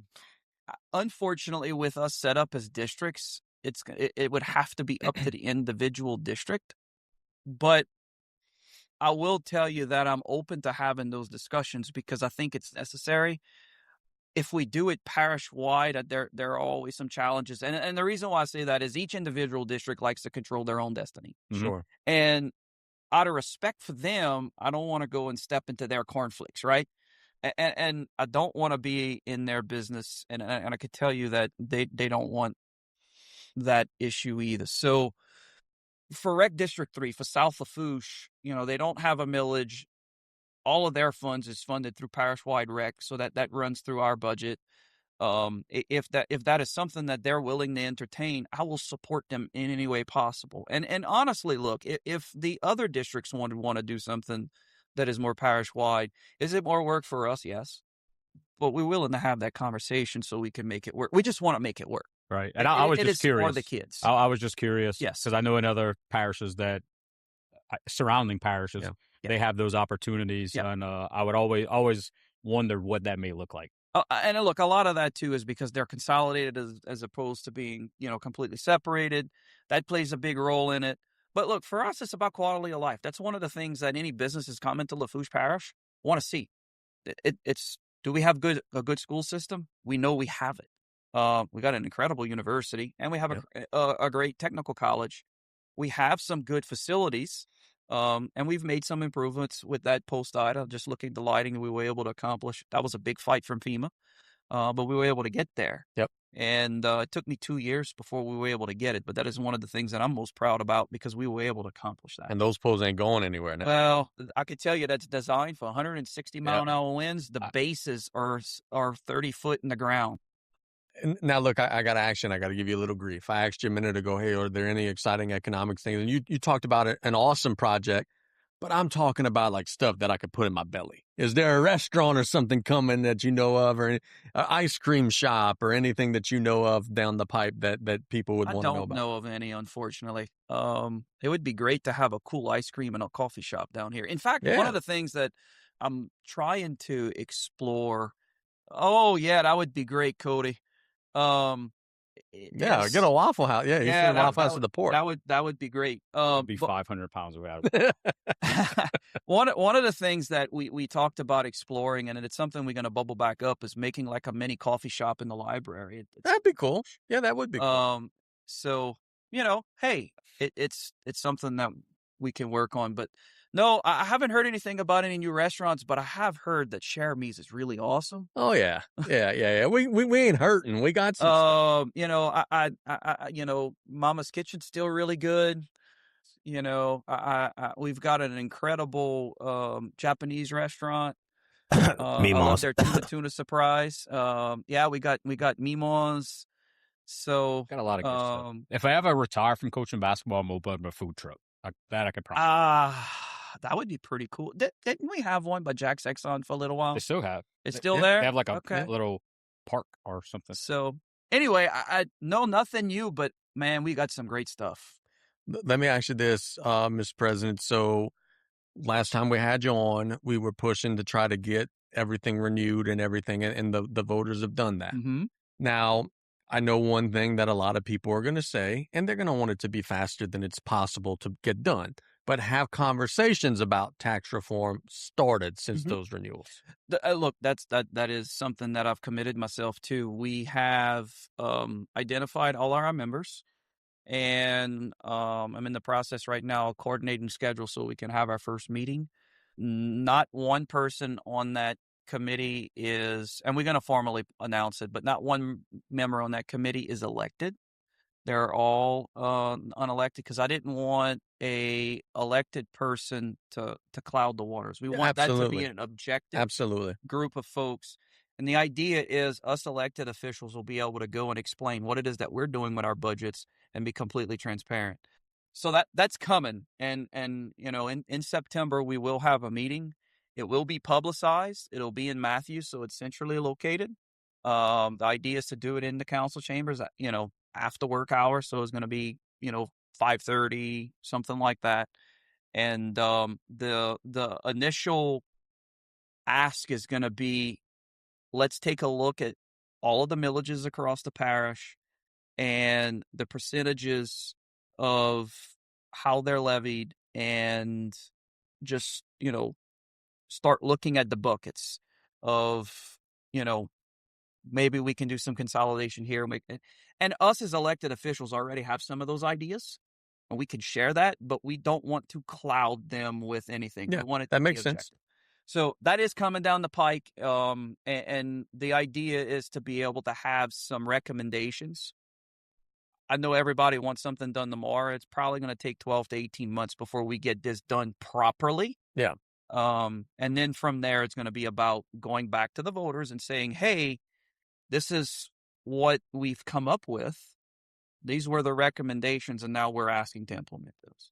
And when you're going to be doing that, you'll have the support of a lot of the business leaders in our community on that committee backing you up, saying, hey, yeah, this is what we found and this is what we saw. And we have some business members that are on the committee, and we have non-business members on the committee. I did it that way on purpose. That way it's not just somebody that everyone is coming at it from a business perspective, right? I think that's also important because perspectives are important. And so, it's no secret that Mr. Neil Adams, as a business owner, has been invited to the committee, and Pete Melisson as well. Yeah, it's two good choices. We have Mr. Gerald Block, who's an attorney from Thibodeau. We've also spoke with Miss Allie Rouse, who's agreed as well. And Mr. Elliot Day has agreed to join the committee as well. Nice. And last but not least, Mr. Chris Huddleston, who is attorney and is from Lockport, has agreed. So we've got a spread across the parish. We got up the Bayou, down the Bayou represented, and we've got some, we got some middle and then out and about coming down the pike, and we're working on that. Last but not least, I did see something about lunches at Lewis's Garage. I need to know more about that. I'm still going. I know there's going to be some traffic, but hey, it's going to be in the middle of the day, so I haven't made one in a hot minute, but I plan on going back. So I love Mr. Lewis, and I love the meals there. The camaraderie is great. They tell me that's the place to be on a Thursday. And I will tell you what they do with the money that they raise by virtue of the meal is absolutely wonderful. They've donated some money to school. I was about to say, tell me more. Okay, that's cool, man. That is really cool. What I say is take your $20. It's $10, but take $20, go eat, and then ask Mr. Lewis how much they've donated over the years. That's awesome. It's worth the $20, cool, man. That's awesome. To know how it's going back into the community. All over, a bunch of guys getting together and having dinner. So you go drink coffee at Jack's in the morning, and then you go Lewis Garage for lunch. That's a day. That's a day. It's campaigning can be grueling, but that's probably one of the nice parts about it. That's awesome. Well, look, Mr. President, we kept you an hour plus. I know you got a long day tomorrow.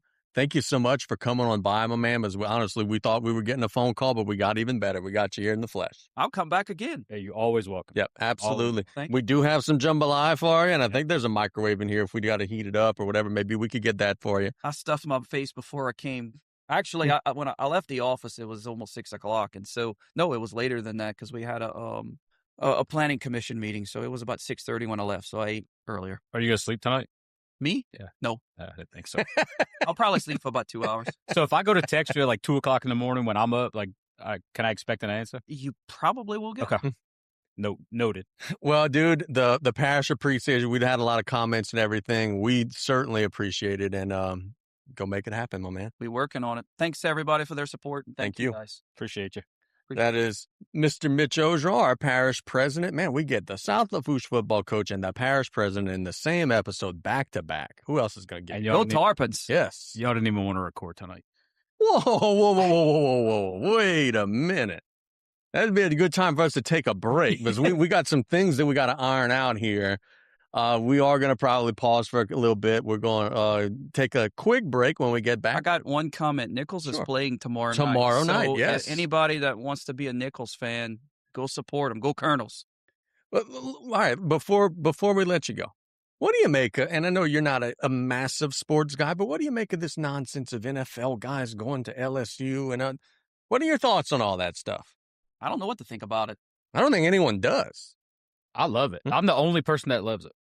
I mean, you saw what the SEC put out, was it yesterday or tonight? Today. Now, Monday in court, they're challenging that. Now, they're saying, okay, well, you're not going to honor that injunction, but you're going to honor others. That's discrimination. We're going to go to court on Monday and see. Tommy's grinning from ear to ear. He knows the lawyers are about to make a bunch of money on this. It's all going to go to court. people are thinking that this is going to, I'm going to get on my soapbox. People are thinking this is going to happen every year. It's a 1-year thing. They just made the fifth year, whatever, eligible. Of course, you're going to get guys going to come back. Whenever they left, they didn't have that option. They had to leave. But now you open it back up. Let them go, man. I call that the law of unintended consequences. And this was something that I tell the team all the time is when we make a decision, we need to be thinking what's the effect down the line, not just budgetary-wise, but how does it impact the culture within the organization? What's going to happen 2 or 3 years from now? Is there a cost for maintenance, et cetera? Look, this is a perfect example of when they sat down and they made the decision, they didn't think through the implications of it. And here it is staring them in the face. And then now they're going to have to react. The problem is sometimes the reaction is worse than the original decision. Look, the 5th year thing, hey, sounds great. But now you got people that declare they want to come back, right? And legally, it's you could kind of sort of see their point. Like, if this guy could do it, why can't I? Yep. But and then, okay, now they're going to say, well, you signed a professional contract. Well, that guy's making $10 million playing at LSU anyway, so we're all pros now. So it opens up a can of worms that have splattered everywhere. Yeah, I don't have an opinion, quite honestly, but I will be certainly sitting back with my arms crossed watching it. Yeah, look, Monday's going to be a historic day one way or the other. Whatever that judge says, it's going to be a historic day. I can tell you one thing. We don't have that problem at Nichols. Right? Not a whole lot of the NFL guys. They are in it for the heart and the grit, and because at the end of the day, they know they're not going pro, and those boys just want to play ball and represent the Bayou the best. I'm glad you brought that up, as they do play tomorrow. We definitely want to give them their flowers. Go on out, support them tomorrow at John L. Guidry Stadium. They're going to put a hurting on Mississippi Valley, get to 1-0, start the year. Go Turtles. Catch a break, Mr. St. Pierre. Before we go to the break, is this good to play? Yeah, that's PC. We're good. This segment is sponsored by the law office of Tommy J. Badeau. He's not as good as Chad, but he's close. Yeah, we do some things in our spare time. I love it. We'll take a break. When we get back, we'll talk some LSU. It's the group chat. Hope everybody's having a wonderful night.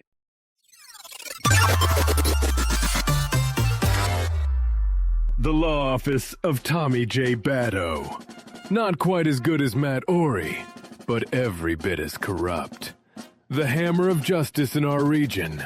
That's Badeau Law. The Group Chat Podcast. All right. Welcome back. It is the Group Chat Podcast here on this Wednesday night. We've had a very eventful Wednesday night. Now let's jump into some stuff that we could use Tommy's legalese and expertise on. The hammer of justice. The hammer of justice. We all have seen the headlines. We all know what is going on, where players who have played 4 years of college football, but thought that their eligibility was done, or even in some cases opted for the draft, now have signed professional contracts. But with the 5-for-5 thing, we're saying, whoa, wait a minute. Where's my 5th year? And now are, in some cases, holding out of mini camps, asking to be released, going back to the collegiate ranks because, frankly, they're making more money in college football than they are as a low-level, undrafted rookie, free agent, whatever it may be in the NFL. LSU's got 2 of them, both from Ole Miss, tight end, defensive lineman. There are about 20, 25 others that are going to go all over the place. Everybody's picking on LSU. They're going to go all over the place if this Monday court hearing goes the way that the players hope that it will.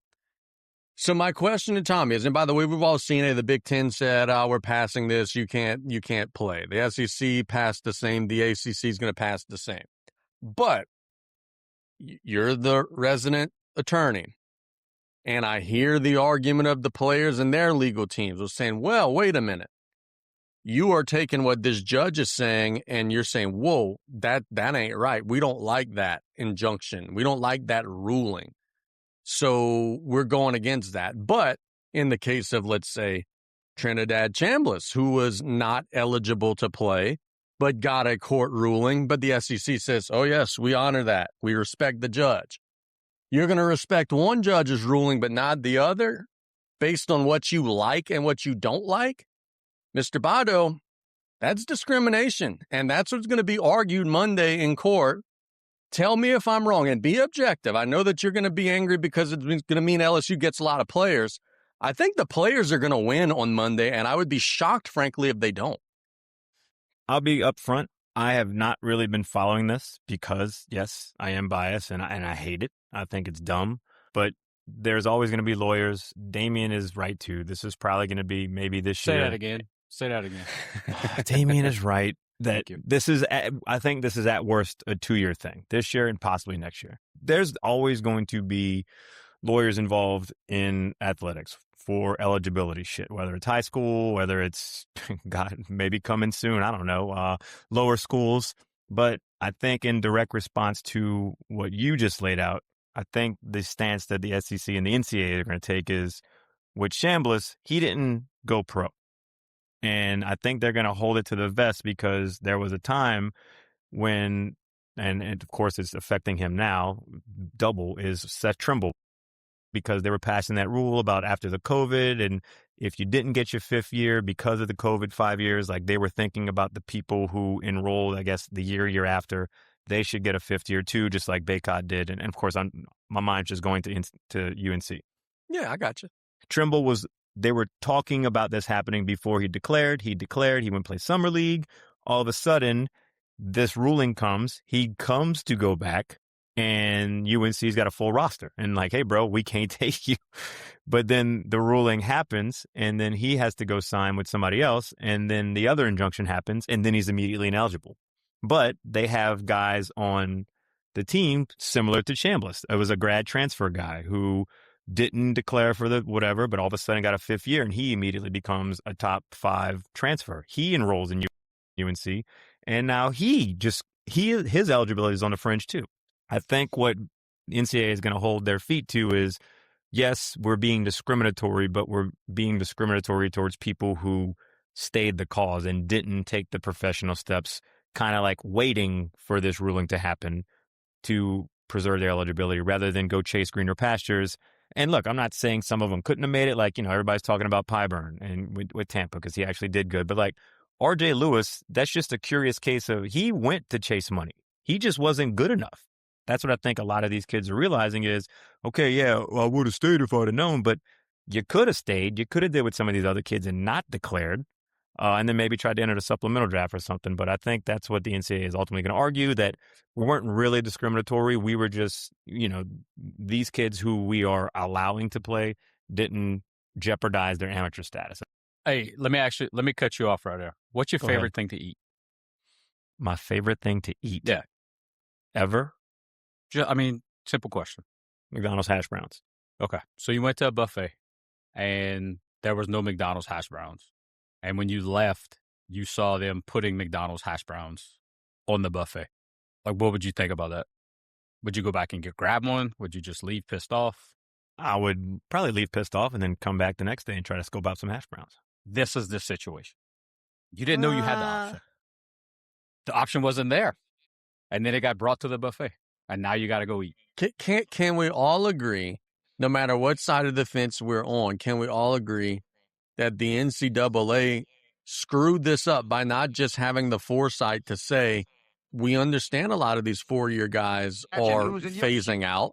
We're going to just let you guys have another year, because some of these guys thought they were done. And now in July or whatever, or June, are finding out, whoa, wait, there's a legal way to get back in. They would have never gone undrafted and signed in a mini camp and none of that stuff. They would have went back to school. So why didn't the NCAA from the very beginning just say, hey, bro, like, we can just let y'all play? I mean, that's a good question. I think that's what's ultimately going to happen is they're going to have to pass a hard stance 5-year rule. No matter how, no matter what, 5 years removed from whether you want to call it high school, or I know a lot of these basketball guys go to these prep schools. It's got to be a 5-year period from once you enroll to whatever. I think that's what's ultimately going to, or whatever, or maybe it'll be 6. I think they're going to have to pass some either kind of dead set time limit or some kind of age thing, which I don't know if you could do age thing, because then you have like these 40-year-old PE teachers who come out of retirement and they're like the punter and whatever. But I'm guessing you're going to have to pass some kind of hard line. You have this many years. barring medical red shirts, like you had that freaking dude who was like 9 years in college. I mean, give up the dream, bro. That's what they did. That's the rule now, but it wasn't in place then. And we keep talking about conjunction and all. I'm gonna tell you what song comes Losing your shoe and a button or two. He poor but on a sad but true. What's your Conjunction, junctions. What's your function? That's all I hear every time I hear that word. I got a question. Sure. I haven't been paying too much attention to that. The whole guys coming back from the NFL. What makes them eligible to come back to college? Every one of them that is in the NFL trying to come back to college played 4 years of college football and is now saying, whoa, wait a minute, it's 5 for 5 now. I got another year. And their argument is, okay, yeah, I might have signed a professional contract. I don't give a shit. Everybody's making money now. We're all pros. So this high school senior who's going to sign next year is going to have 5 years. Why I don't have 5 years? Why was I not grandfathered into the system? That's their argument. Okay, so I know a guy, graduated high school last year. Mm-hmm. He's going to college. Yep. Can he come back and play wide receiver and point guard for South Lafourche? This is college, not high school. But it starts out at college, then comes to high school. But high school has a clear rule. You got 4 years of eligibility. So did college. But now they have a rule that says you got 5 years of eligibility. Let's just look at laws like they're passed. Like you can't I don't want to say most because there might be some caveats. You pass a law, like for instance, every year, all the tort reform bullshit. It's not retroactive. Like when they passed that 2-year prescription, it went into effect on January 1st and that was it. You couldn't go back. So if you had a year to file a lawsuit and you waited till a year and 3 days after the new law, you couldn't be, whoa. These people who got in a wreck on January 1st get to 2 years to sue. Why don't I get to? It didn't matter. The laws weren't retroactive. But that's I don't understand why the NCAA couldn't use that and say, hey, we hear you, but this is something new. You aren't grandfathered in because it's a retroactive law to this class, this senior year, blah, blah, blah. And then they might cry COVID. Oh, well, what about the COVID? Well, that's a natural disaster circumstance. That was the only reason that was ever implemented in the first place. I know we make fun of this stuff is because they're thinking locally and we're thinking globally. That's the problem. I will raise my hand right now. As an LSU fan, if Monday the NCAA wins, which I don't think they will, but if Monday of the NCAA wins, I'm going to throw a shit fit that Trinidad Chambliss is eligible, but my guys are not. Yep. Because he was ruled by the NCAA to not be eligible. You don't get an extra year. You had tonsillitis. That doesn't warrant a medical red shirt. Why are we listening to what that judge has to say, but not what the other judges have to say? That's bullshit. If the LSU side, or I guess the LSU side, the 30-plus player side loses on Monday, that's what I'm going to be tooting all year long. That's bullshit. If you follow what one judge says, you got to follow them all. If you follow what no judges say, then everybody is eligible and able to play. I guess I hear that, and once again, I'm not plugged into this because I hope NCAA wins. I don't know what court Chambliss's ruling came from. Oxford. So, I mean, but was it a federal court? Because a federal court's going to have more jurisdiction than a court in Baton Rouge. Twice he was ruled ineligible. I'm with you. And no, they're just going to hang their hat on. He didn't go declare for the pros. I mean, I guess that's going to be their only thing. So what makes their judge better than our judge? Because you have a shit show storming in Baton Rouge with a professional team coming. Okay, well, this was a shit show in an Oxford court. What's the difference? If it would have been LSU, y'all would have been okay with it. No, Tommy. If he were the fifth string tight end, they would have never even tried to get, if he were anything but the star quarterback, none of this ever happens. And we know that's the case. There's always going to be injunctions. Everybody's going to try to do something. And look, by the way, I'll raise my hand and say, I don't think they should be eligible. I don't think they should be eligible. But what I'm saying is if we're listening to the judges, we're listening to the judges all the time. Don't just listen to the judges when it hurts LSU. That's what I'm saying. I'm not against LSU's whole roster. Now, granted, there's some 28-year-old Europeans. I don't think they should be eligible. But if there's a 21-year-old Euro dude who's never played college or something, yeah, that's fine. Go get him. Well, wait, I don't care. You could be like freaking Illinois was last year. I'm cool with that. But like R.J. Lewis, and then the guy who won the Eurobasket MVP was like 26, or like, it's a good get. We're gonna be so good. Good find. If Will Wade was coaching at UL or fucking UNC, yeah, I'd be eating it up too. Like, here I am, y'all screwed me over. I'm back. I'm fucking y'all all over again because of what y'all did to me. I get it, but it's becoming a little ridiculous, and I think it's almost. I think he's rubbing it in their face so much that if they do lose, it's going to be because of how bad he's doing it, like to shove it in their face. I just think it's funny that yesterday, all over social media, were all these cucks from Ole Miss, like, they're building a professional team out there, Paul. And then it comes out today that the tight end that LSU got from Ole Miss was offered by Ole Miss. So they were recruiting his ass too. Lane Kiffin said they were offered multiple times by teams within the SEC. Oh, but it's only LSU breaking the rules, Paul. No, it's not. The rules weren't broken. And well, at the time, yeah, you're right. They're not breaking any rules right now. I look, Monday, as a guy who loves sports and is, kind of a historian, it's a historic day.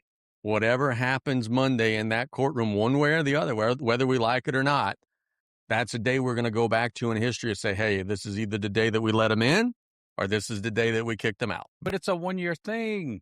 You know it's going to happen if NCAA loses, and I'm not really worried about football. For me, it's more about the basketball team. Football is going to, the 1, 2, or 3 or 4 players, I don't think that's going to win LSU a national championship. The fucking tight end. Honestly, they're getting dudes right now just to so other schools don't get them. They don't need the Ole Miss's tight end. They got Trudez Green. On the basketball front, let's say LSU runs Final Four or something, and it's only this 1 year. You're gonna have people, probably me, that's got to have an asterisk by it. That 2026-27 season, it's kind of like the bubble championship. Do we count it? Tommy, have you ever hated LSU more than you do now? With all this stuff going on with getting professional players. You got the basketball team getting professional players. You got the football team getting professional players. You got the women's basketball coach trying to settle a war between Ukraine and Russia. That women's basketball coach shit pissed me off. You kicked off a girl off the team whose dad's in the war because you signed a Lithuanian? Have we no soul? She had a Ukrainian player on the team. You got a Russian player. Ukrainian was like, nah, I ain't playing with this Russian. And then she's trying to well, maybe if y'all get together and be friends, y'all can show the Russians and the Ukrainians that everybody can get along. And she's like, nah, bro, I'm out. Golden Man and LCO kids play with each other all the time at South. The only thing saving them is that they got Bebe back. The whole reason why you're upset with this is because Florida's not doing it. And we came up with it. Florida's trying. They just can't get anybody. Florida might have the some best Rawls building the right way. We're good. I agree. We're good. All right. So, this is going to be our first pick'em of the year. Monday, yes or no, will LSU be able to have these guys on their roster? Where is the case being tried? Let's see. You can't have one and not the other to do the same thing. But I think there's some that aren't technically professionals from Europe. I mean, y'all know, I don't know the whole roster. I just knew. See, you're talking about basketball. Yeah, we're talking about football. Oh, I don't give a fuck about football. I like how he's just conceded that we'll be better than them in football. I don't even care. Well, I hope so. Y'all got NFL players. I'm going to say that the judge is going to strike it down. It depends where it's at. Let's see. This is a travesty. It's a sham. It's a mockery. Oh, listen to this, baby. This. I like this. It is going to be held in the 19th Judicial District Court of Baton Rouge, Louisiana. Oh, God. I changed my vote. Suit him up, baby. If the judge rules against it, they're never going to get reelected ever.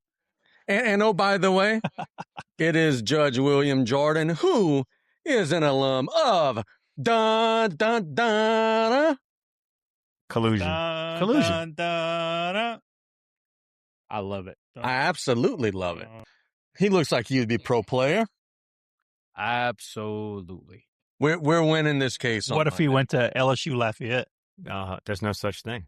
Oh, it's coming soon. It's coming. LSU Gainesville, LSU Saints. We're taking over. I will say this: that ruling affected baseball for a bit. There was a couple of UL dudes who came back and are already ineligible. So maybe my tune might change for baseball. Let's shift gears. We will find out Monday. We will let everybody know. Now the case is in Baton Rouge. Are the Saints terrible? That preseason game was awful. All right, Tommy, Or you're a Zach Wilson guy. Explain yourself. He was bad. Bro, look who he was playing with. I'm just going to argue for you, Tommy. I mean, I like Zach Wilson. He's got a cannon for an arm. I think they just need to let him run around and play unstructured football. Go out in the street and play like you're in the hood. No? You didn't get an Any Given Sunday reference? Yeah, no kidding. A Mormon from yeah. Dude was too busy soaking in the backfield to score a freaking touchdown. Is there a world where on Sunday night, neither Rattler or Wilson is on the roster and they sign a veteran who gets cut somewhere else? No way. I think you got to keep one of those. Kellen Moore said it was a possibility. There's no way both of them get cut. You got to pick one. I still think there's somebody willing to take a chance on Spencer Rattler. Call me crazy, but who? I don't know. He's not terrible. He is. I don't think either one of them are terrible. I think the Saints as a whole are terrible. They're already falling apart. Every day I open up Twitter. Yeah. Somebody's heard this and that. Like, people are already calling for Kool-Aid. Like, Saints season's over, apparently. If Tyler Shuck doesn't come out like he did at the end of last year, they're moving to San Antonio. What was the Saints record when the year they won the Super Bowl in the preseason, their preseason record? They were beating the shit out of people. Oh, really? 4. I thought that they were really good that year. Oh, are we calling Super Bowl? Oh, yeah. Super Bowl champions.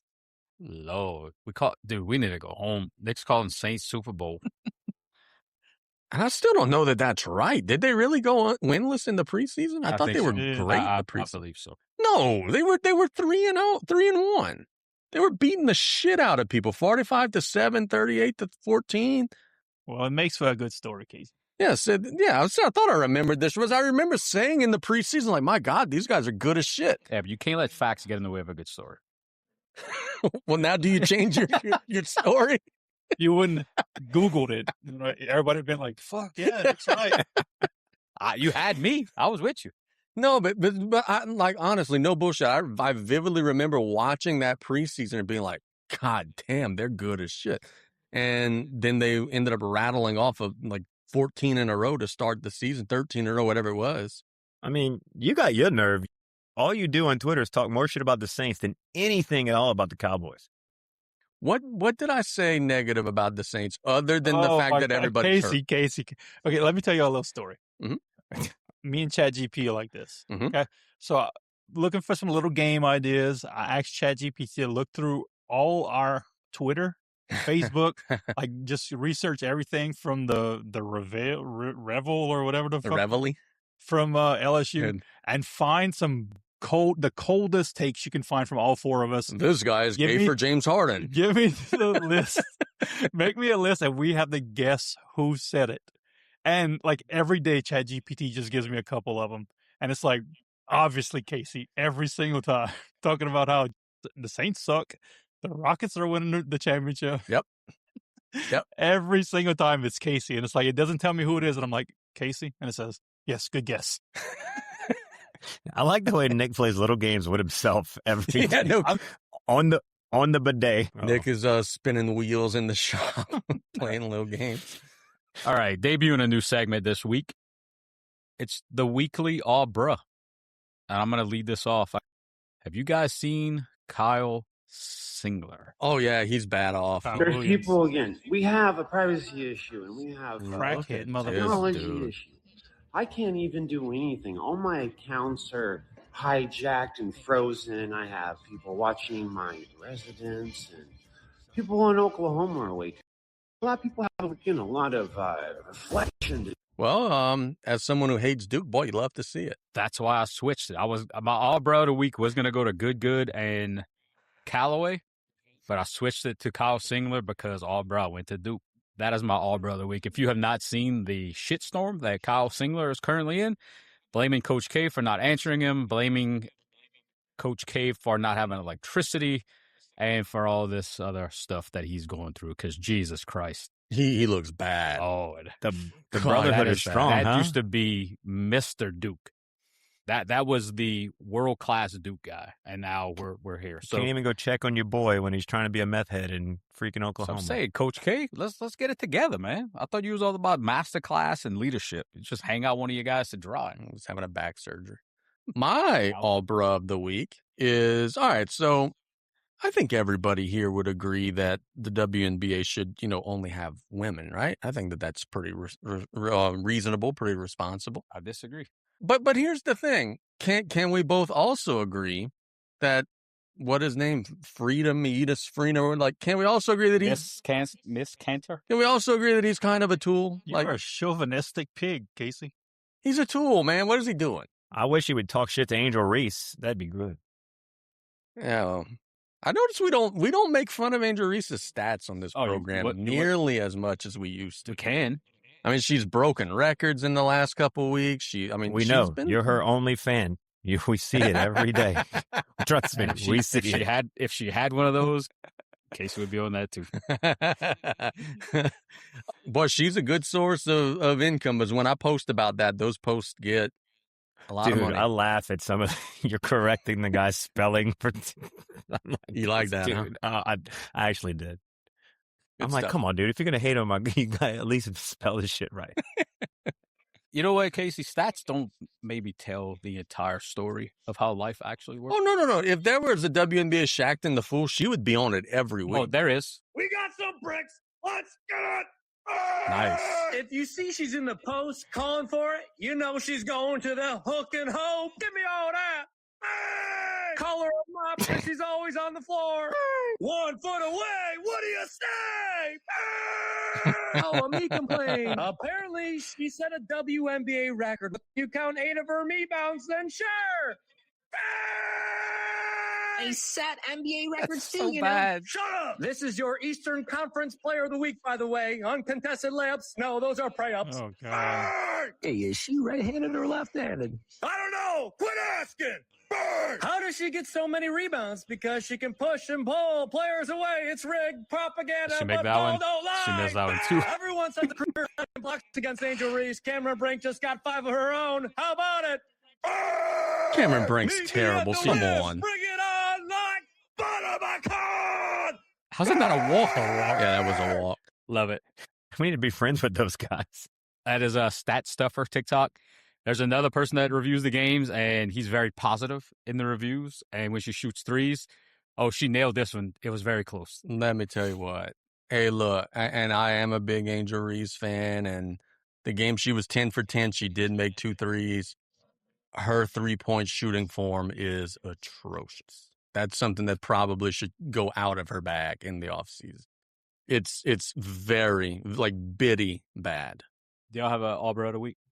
Can I just read this from that little game that I was working on? You could do whatever you want, Nick. Yeah, read a tweet. In October 2016, one of the 4 predicted there's no way the Thunder will make the playoffs this season. The take went further, saying Oklahoma City wouldn't have enough firepower and Russell Westbrook would eventually run out of gas. Instead, the Thunder finished 47-35, earned the number 6 seed in the Western Conference playoffs. I've always hated on what Russell Westbrook. That's probably me. There's the little credit right here, Homa Times. Y'all don't I don't write for the Homa Times. No, but y'all don't tweet sports analysis stuff. So all of them are going to be me. Everything is from Casey. Yeah, every one of them is going to be me. Matt Flynn will earn his money soon enough. Russell Wilson isn't durable. That one proved to be true. I'm going to go with 49ers owner, Jed York. Hey, that's Did you see your boy? That's a good one. Okay, so let me just paint you down a little hill. Originally from Ohio, apparently recently divorced, goes on some kind of black channel, black web, and tries to rig up a $150 escort contraction. I heard this today. Goes to said trailer park and is the victim of a FBI prostitution ring. So a person who owns one of the most prestigious NFL franchises lost his respect in his life over $150 allegedly. And he is worth $500 million according to Google. Did you see that the trailer park where they met up made a statement? I did not, but I'm very upset that I have. They pretty much denounced that they have prostitutes in their trailer park and that it wasn't part of this thing. Most trailer parks are reputable. I don't have that amount of money, nor do I condone prostitution, but I would like to think if I was that rich, I would have somebody guiding me in greener pastures. I mean, you got that much money, you got to be able to vet. Own, right? Yeah. Well, you'll get it on your own, but you got to have somebody, if you're not getting it on, somebody got to be vetting through this. Or you got to have the bag man. You got to send him. I got to send like Damien, hey, go to the thing. Like, get him. Yeah, let me get. You know the words. Lovely. Bruh. In John Deere Green on a hot summer night, he wrote Billy Bob loves Charlene and let us 3 foot high. And the whole town said that he should have used red, but it looked good to Charlene. In John Deere Green. The Group Chat Podcast. What's next? Let's shout out Biddy. What we got? Biddy Basketball, 3 day. Well, now you'll hear this. It'll be 2 days left to register. 421 kids signed up as of earlier today. Looking forward to a really cool, really good season. If you go to dtbhoops.com, all the information shows you where to sign up. Also, if you already signed up and you're concerned that you maybe didn't, there is a searchable database, which I created last night, which I thought was pretty cool. Literally a database. Like I was going to give you props on that. Did I sign up? Click. That is really cool. That's useful. So this year, Mert and I kind of been doing a lot of the legwork, and we're trying to eliminate questions. So we came up with a list of what do we need to do to eliminate a lot of these questions, and that exercise stemmed from that. So cool. Very self-functioning process, right? Estimated start time for the season, mid-September, late September. We'll start with the older ones early. Get them in, get them out, ready for tryouts for middle school and whatnot, and then probably kind of laid it out a couple weeks ago. I don't remember where, but Jamboree the following week. So you'll probably have 2 or 3 weeks of practice before we do a scrimmage. Probably take that next week off because I believe it's the Cutoff Houston affair. And then the following week, crank up and rock and roll. But dtbhoops.com. Also, talked to Coach Kathy Luke earlier. The South Lafourche High School girls basketball team is doing, a fundraiser on Saturday at Napa in Galliano. They're doing a car wash from 10 a.m. to 1 p.m. So if you want to support that program, get your car washed at the same time, head out to Galliano, hit up Napa during that time, and you can get hooked up and throw some money to a very good cause. Hey, look, man, I could leak a little secret here. No one knows about this except for just a handful of people. Been working with some of the folks with the South Lafourche nonprofit organization, the new Athletic Booster Club. The Big Blue Foundation. The Big Blue Foundation. There you go. And I'm very happy to announce that we are in the preliminary stages of bringing what I think is going to be an awesome annual event to the Bayou, because we're launching the South Lafourche High School Athletic Hall of Fame. In fact, I might be getting with some of you jokers to be on the committee to induct and everything and nominate. But we are going to be looking to host a banquet annually where we'll induct 5-6 people, I don't know, every year, whatever it may be. We've got tons of them that we'll be able to go through. We're going to be including South Lafourche High School, boys and girls athletes, Golden Meadow Junior High, boys and girls athletes, LCO Junior High, boys and girls athletes. Super excited, just getting the light bulb going off in the head. We're going to be able to sell a shitload of tickets to that event and raise a bunch of money. And our goal, A, is we want to honor the great history of South Lafourche LCO Golden Meadow athletics, but also B, a lot of these folks are getting a little older. We want to get these stories out there while they're still with us. We want to induct as many of these people while they're still with us as we can. We're going to do induction videos where we're going to interview the folks and get that on YouTube and create a social media presence. Super excited about all that. We're ready to rock and roll. We're going to be forming the committee in the very, very near future. But it is sophisticated and far along enough in the planning to where I can say that is coming. We are making it happen. That's awesome. Looking forward to that. Yep. Should be a lot of fun. You guys ready for the mailbag? No. We haven't done this in a while. Me and you had talked about this, getting a trophy that can South Lafourche Central rivalry. South Lafourche Central rivalry. Winner takes the trophy, keeps it at their school for a year. Gets a little thing on the. We literally just had the football coach on. I know, something that we want to do, and also for LCO Golden Medal. I know South Lafourche and Central would be easy peasy. We can make that happen. LCO Golden Medal, I don't know. I say a little more difficult. That's just because I don't speak to those coaches as often. They might hear it and love it, the idea, and might want to do it right away. I think the only kicker to that might be winning is not the highest priority in middle school sports. Yeah. That may be a kicker, but we'll see. But I could tell you on the high school side, I do think they would eat it up. Would love to have that. I will be attending my first Go to Meadow football game in 20+ years this weekend. Sorry to hear that. It's going to be a good 15-minute outing for you. Oh, why you say 15-minute out? What? The freaking Jamboree. Oh, yeah. No, you ain't lying. Yeah. Not if they have like 5 lightning delays like we did last year. Times have changed. You should at least play a half. Oh, they play a half, but the clock literally never stops, no matter what. 2 8-minute halves. Well, good. Hopefully Gav don't get hurt in those 6 seconds he plays. Old Kyle Williams referees like 5 games that day. Let's get to the Not Mott's mailbag, shall we? I've been wondering since I saw this on there. I have no idea where this is coming from. I am a fan of the restaurant, as is Nick.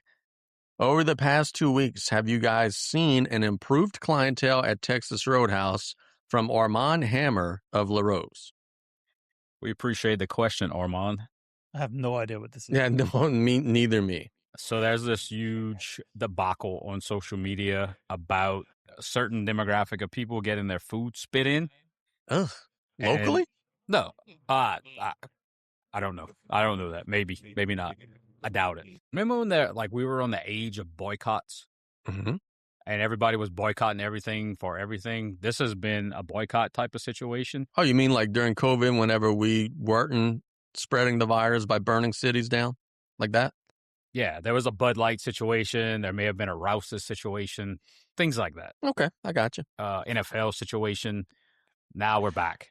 PlayStation situation right now. If you get into that, the algorithm, the comment section, if you want to see how divided and entertaining the world could be, check into that. That's my answer for that. I'll tell you what, I like Texas Roadhouse, so I hope that it's not something that I have to cancel. And if they're spitting on my steak and calling it garlic butter? No, that's the Ryan Reynolds. Oh. Never seen Waiting? Yes, I did. It's a good flick. By the way, I would just like to say to everyone in the Bayou region, to hell with all of y'all for not supporting Arby's. I was one of the few that actually likes Arby's. It's closed now. Done. We're done. We're cooked. So to hell with all of y'all. Arby's is fucking terrible. You're terrible. How about that? Did you get one last Arby's meal in? No, dude. They didn't get much heads up. No, it was just like, hey, bro, fuck it, we're closed. The sign's down. So you'd rather go eat a beef and cheddar from Arby's than a roast beef po' boy from down the bayou? No, but here's the thing. I can't get a roast beef po' boy when I'm in Houma. So if I'm in Houma, I would go get a brisket sandwich at Arby's and those curly fries. Like, just go to Big Mike's and get a... You cannot get a better fry down here than you can at Arby's. 100%. 100%. I agree with that. All right. Next one. I like this one. If fantasy football existed in high school, what local player would go number 1 overall this year? And what South Lafourche player would you take first in your fantasy draft? As the guy who studies the teams the most, Samayan Adams is probably my number 1 overall pick. He's the running back at Thibodeau. He's got offers from some schools. He's going to be very, very good. If we're extending to Lutcher, they got a receiver that runs like a 4.3 who's getting offers from everywhere. He would be pretty high on the list. Now, you guys could chime in maybe on the South Lafourche player. Maybe Tyrese or Lakin. I'm taking Tyrese. I feel like he could get you a lot of solid points and then a lot of points at other positions. You get punting points, you get defensive points, you get offensive points. See, or Lakin. Ask me this question in 2 weeks. I'll have a better answer. I'm gonna go Lakin because there's some secrets that I know that others. I'm gonna take London Pageant as my first round pick. John Curtis's starting quarterback, 2-way stud, junior. He looks pretty good. Everybody's telling me that. Nussmeier. Rummel. Is that what you about to say?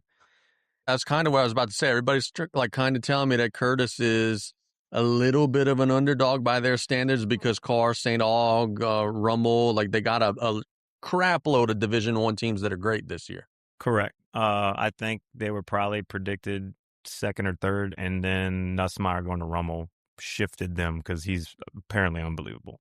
We got a 5th year? No, he just straight up transferred from Dallas in the middle, first week of school, and is eligible. So I think they'll be top 4, but yeah, I think they were next year. I think they are going to be pretty Curtis standard. But I know Tommy isn't complaining about other schools getting talent in that don't belong there. When people relocate themselves, it's a different story. So the next one, Tommy, I feel like you're going to be the dude who's going to have like some sort of gimmick here for this one. So Tommy, I'll ask you this first. Like I said, I feel like you're going to be the one who's going to have like the most clever answer to this. Big Steve from Cutoff wants to know, I'll give you $5. You get a chance to eat and you got to spread out that $5. How you breaking it up? $5, not much. I get to eat for $5? Yeah. What you breaking it up? You could get one thing for $5. You could get 5 things for, $1. How you breaking it up? I'm going to try to get 5 things for $1. I know that some of I don't know how far that'll get me, but I think it's Wendy's trying to bring back like $1 menu. So I'm going to probably try to get as many little cheeseburgers as I can. I'm going to forego the drink. Little cheeseburger? Yeah, little cheeseburger. And I think that's what I'm going to do. Or I will buy 5 of the, I guess you call them the knockoff Lunchables. So obviously not the one with the Capri Suns and the cookie. No, that's a good choice. I forgot. Maybe they're called Armor. I could probably get 4 Lunchables for $5. I think I'm gonna do that.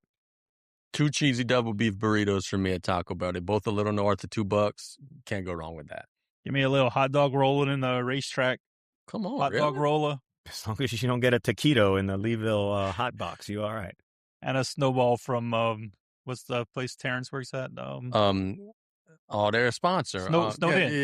Yeah. Give me a snowball from there and a little hot dog rolling up in a hot dog roller. You like those gas station hot dogs that much? Gas station food is my Michelin star. Look, I will tell you this. I spent a week in Hammond doing the women's top 28 last year, and across from my hotel was a racetrack.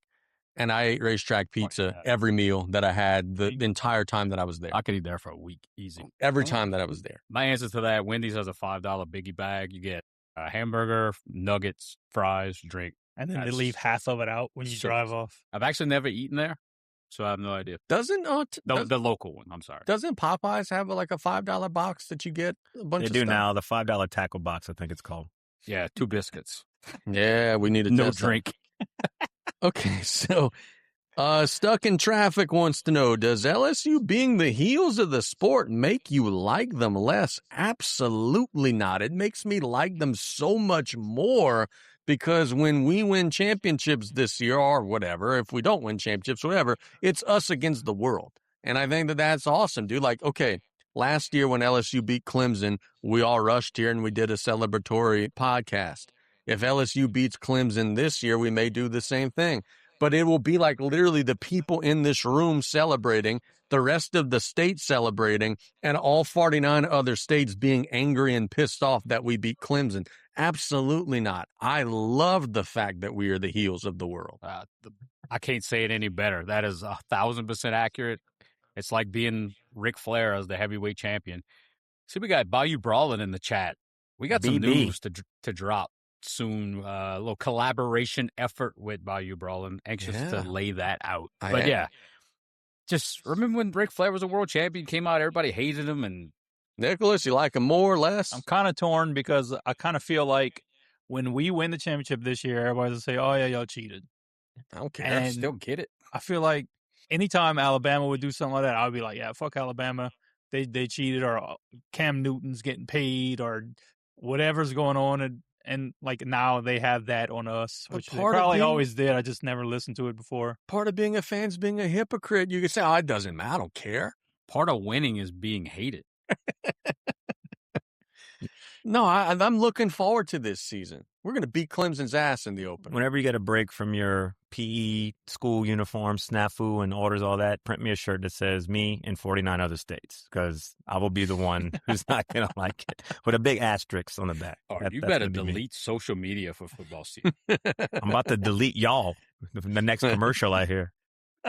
I like this next one. Relentless Emails wants to know, would you rather be forever physically 25 years old, so where you could be active, you could do whatever, or would you rather be forever financially 65 years old, but you're old as shit, but you got money forever, but you're old as shit? What does financially 65 mean? Like retired?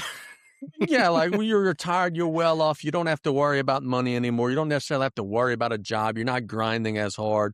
Or do you want to be 25 where maybe you're not eating a ribeye every day, but you are not hurting your groin getting out of the car? how old are you really when you're financially 65? I don't understand the question. But for the question basis, let's say that you don't have to worry about money and you're 65. Yeah. So would you rather be 65 and financially stable or 25 forever, but you still got to hustle every day? I'll be 65 forever. I'm thinking 65 too. I feel like my kids are grown, may or may not have grandkids by that time. You feel like you just living great. You don't have to work. When I was 25, I think I was driving to Booty every day to work, making less than I was spending in gas, having to pay rent. Wasn't a great time. But we were going to boxing shows every weekend for free. That wasn't too bad. That was a pretty big deal on YouTube at the time, too.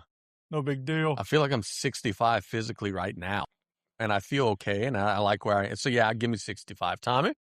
Considering at 25, I was bartending and getting myself into the massive debt I'm still trying to crawl out of now, and 65 is basically a new 50, I'll take 65.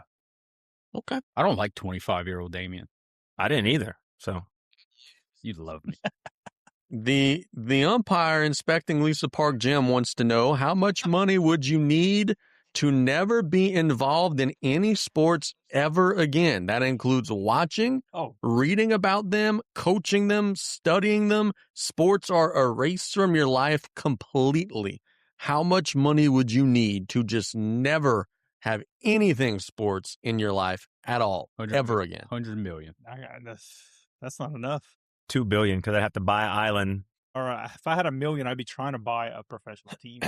Right. It's an interesting thing, because the things that I cover with money would be like, hey, courtside seats to James Harden's team's games. I can't do that. What the fuck am I going to do with my money? You can't play Madden and NCAA. That's sport. I'm going to play Minecraft every day. You couldn't go to a bar and like soccer's on? Nope. Erased from your life. You got to watch the Young and the Restless at the bar. But I'd probably buy an island. Can you watch sports movies? It's erased from your life. No sports at all. 20 billion. I think it would take more than 20 billion, he says. I mean, yeah, because I got to buy my own island with no, Hey, chill out on the yeah. Not in this political climate, Tommy. Relax, Epstein. Epstein. Wow, that's a stretch. I don't know what I would do. That's what I'm saying. What would you do in October and November? I'd be playing on social media. I can't play the boxing game. That's a sport. All you have is work, but you won't need work because you can have all that money. No. Just travel. Just go places. Recreational fishing doesn't count if you go fishing, right? That's fishing. Sport. But the thing of it is, I hear you saying travel, but the shit I want to travel and go see or involve sporting teams. I'm the same way. The things I want to travel is see any beach that I could get to. I get that. I would want to be on a beach, live there, go catch my fish, cook it, eat it, and not be around the TV, but also have a butler bringing me cocktails. You would never be able to play golf again. That's a sport. Golf. That's why I wanted the fishing concept. I'm fishing for my food. So, all right. So let's to go hunting. Let's change this. That's not a sport. You better if you mount it immediately what you catch. That you hunting for survival. like Bear Gillis. Let's change the question slightly. You can't watch a sport, but you could scroll and only read stats and stuff. You can't watch YouTube or anything. You could just see, hey, LSU beat Clemson 31-14. You could read the story like, hey, LSU got a 5-star recruit, but you can't see any highlight. That wouldn't matter to me. I think the video game aspect is a huge deal as well. Yeah. Grand Theft Auto's coming out. I don't even need sports. Man, if I could ask my butler, like, hey, who won the World Cup? Oh, Argentina. All right, cool. Here's 20. Thank you. Just keep bringing espresso martinis. Very, very.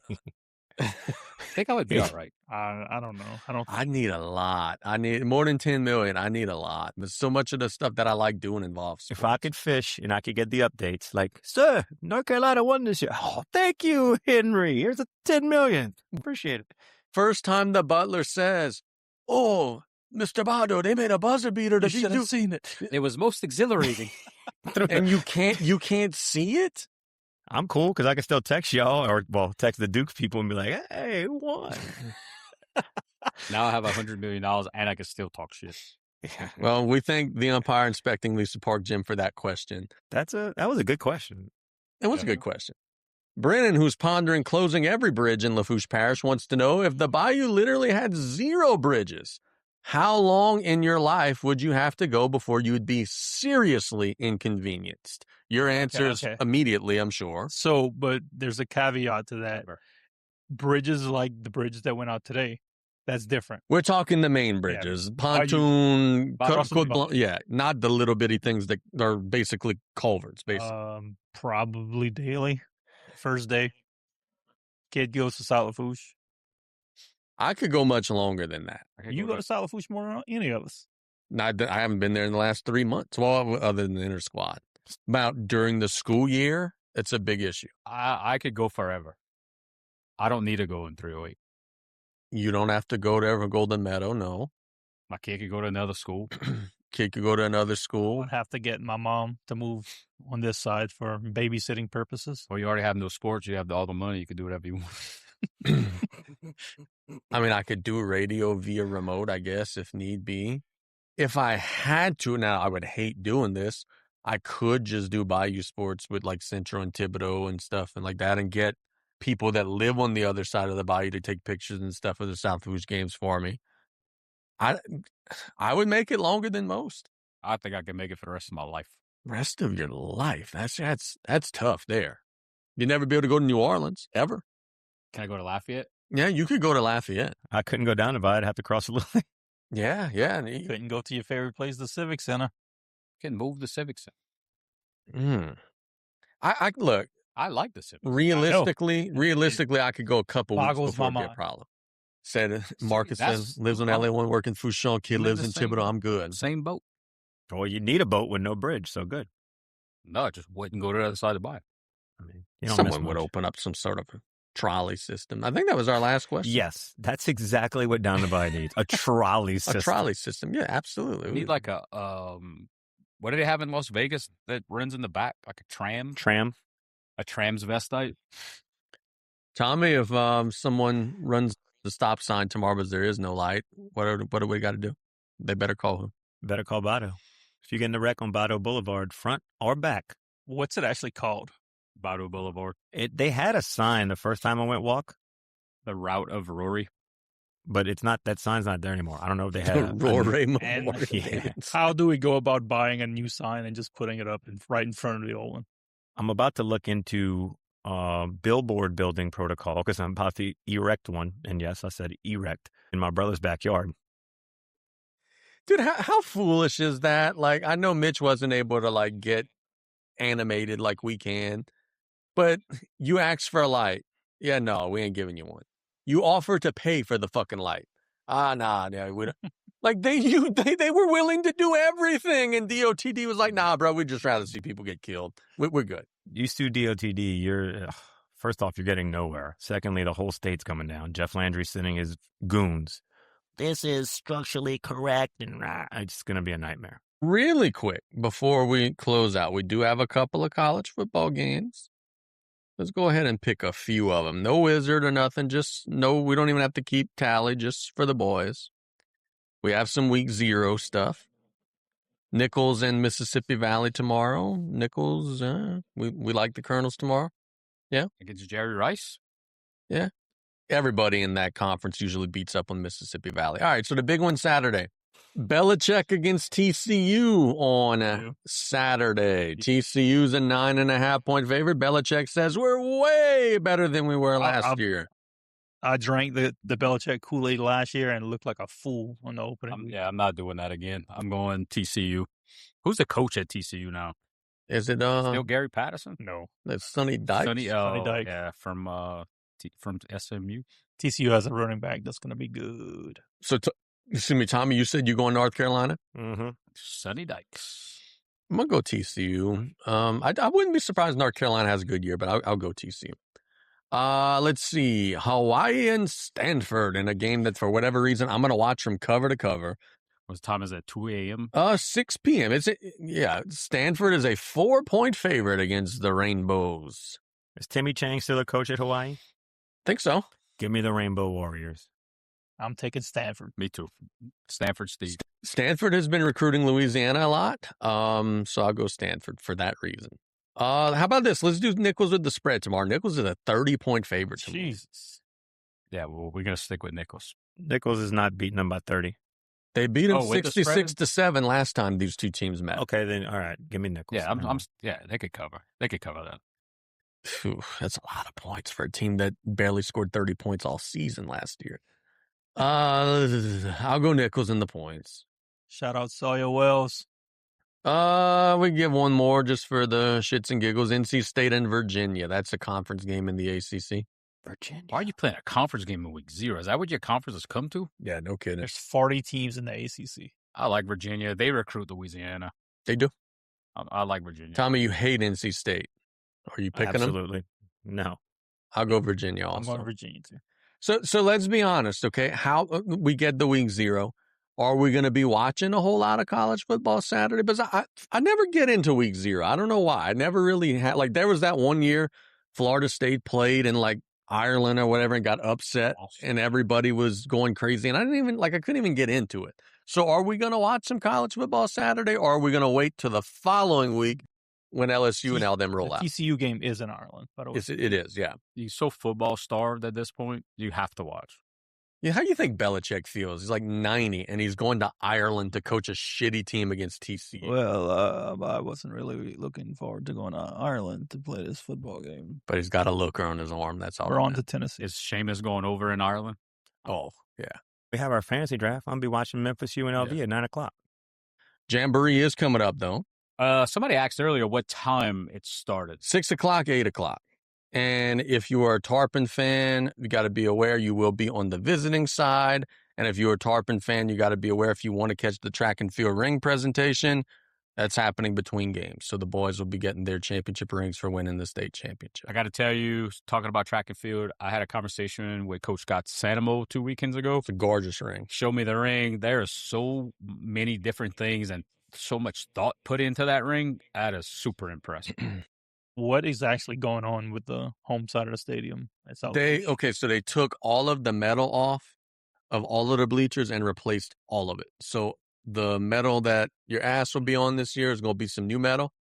And in theory, it's going to be, better, more secure. Right? It's going to probably be every bit as uncomfortable, but that is what they're doing. And the reason for the holdup, they still have another row or two last I saw. But the problem is when the project's finished, the contractor got to turn it back over to the school board who has to inspect, and there's all this red tape. So they're just saying, you know what, we're going to just not rush it. Everybody on the away side Friday night.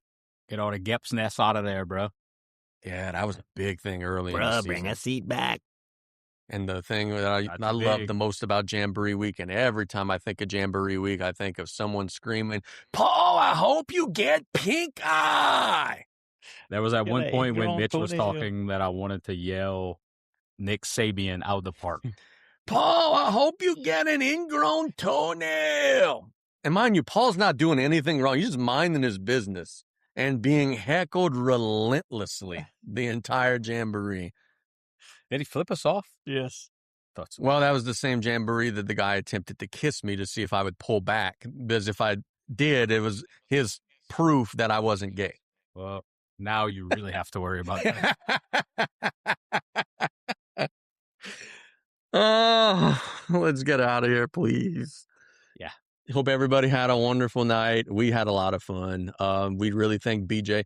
Look, I've already been talking to Coach Young. We're going to do some things specific to Tarpon football. He's all in. He really had a great time talking with us. Coach Woods is going to be more than game to come on, and we're going to make it work for us.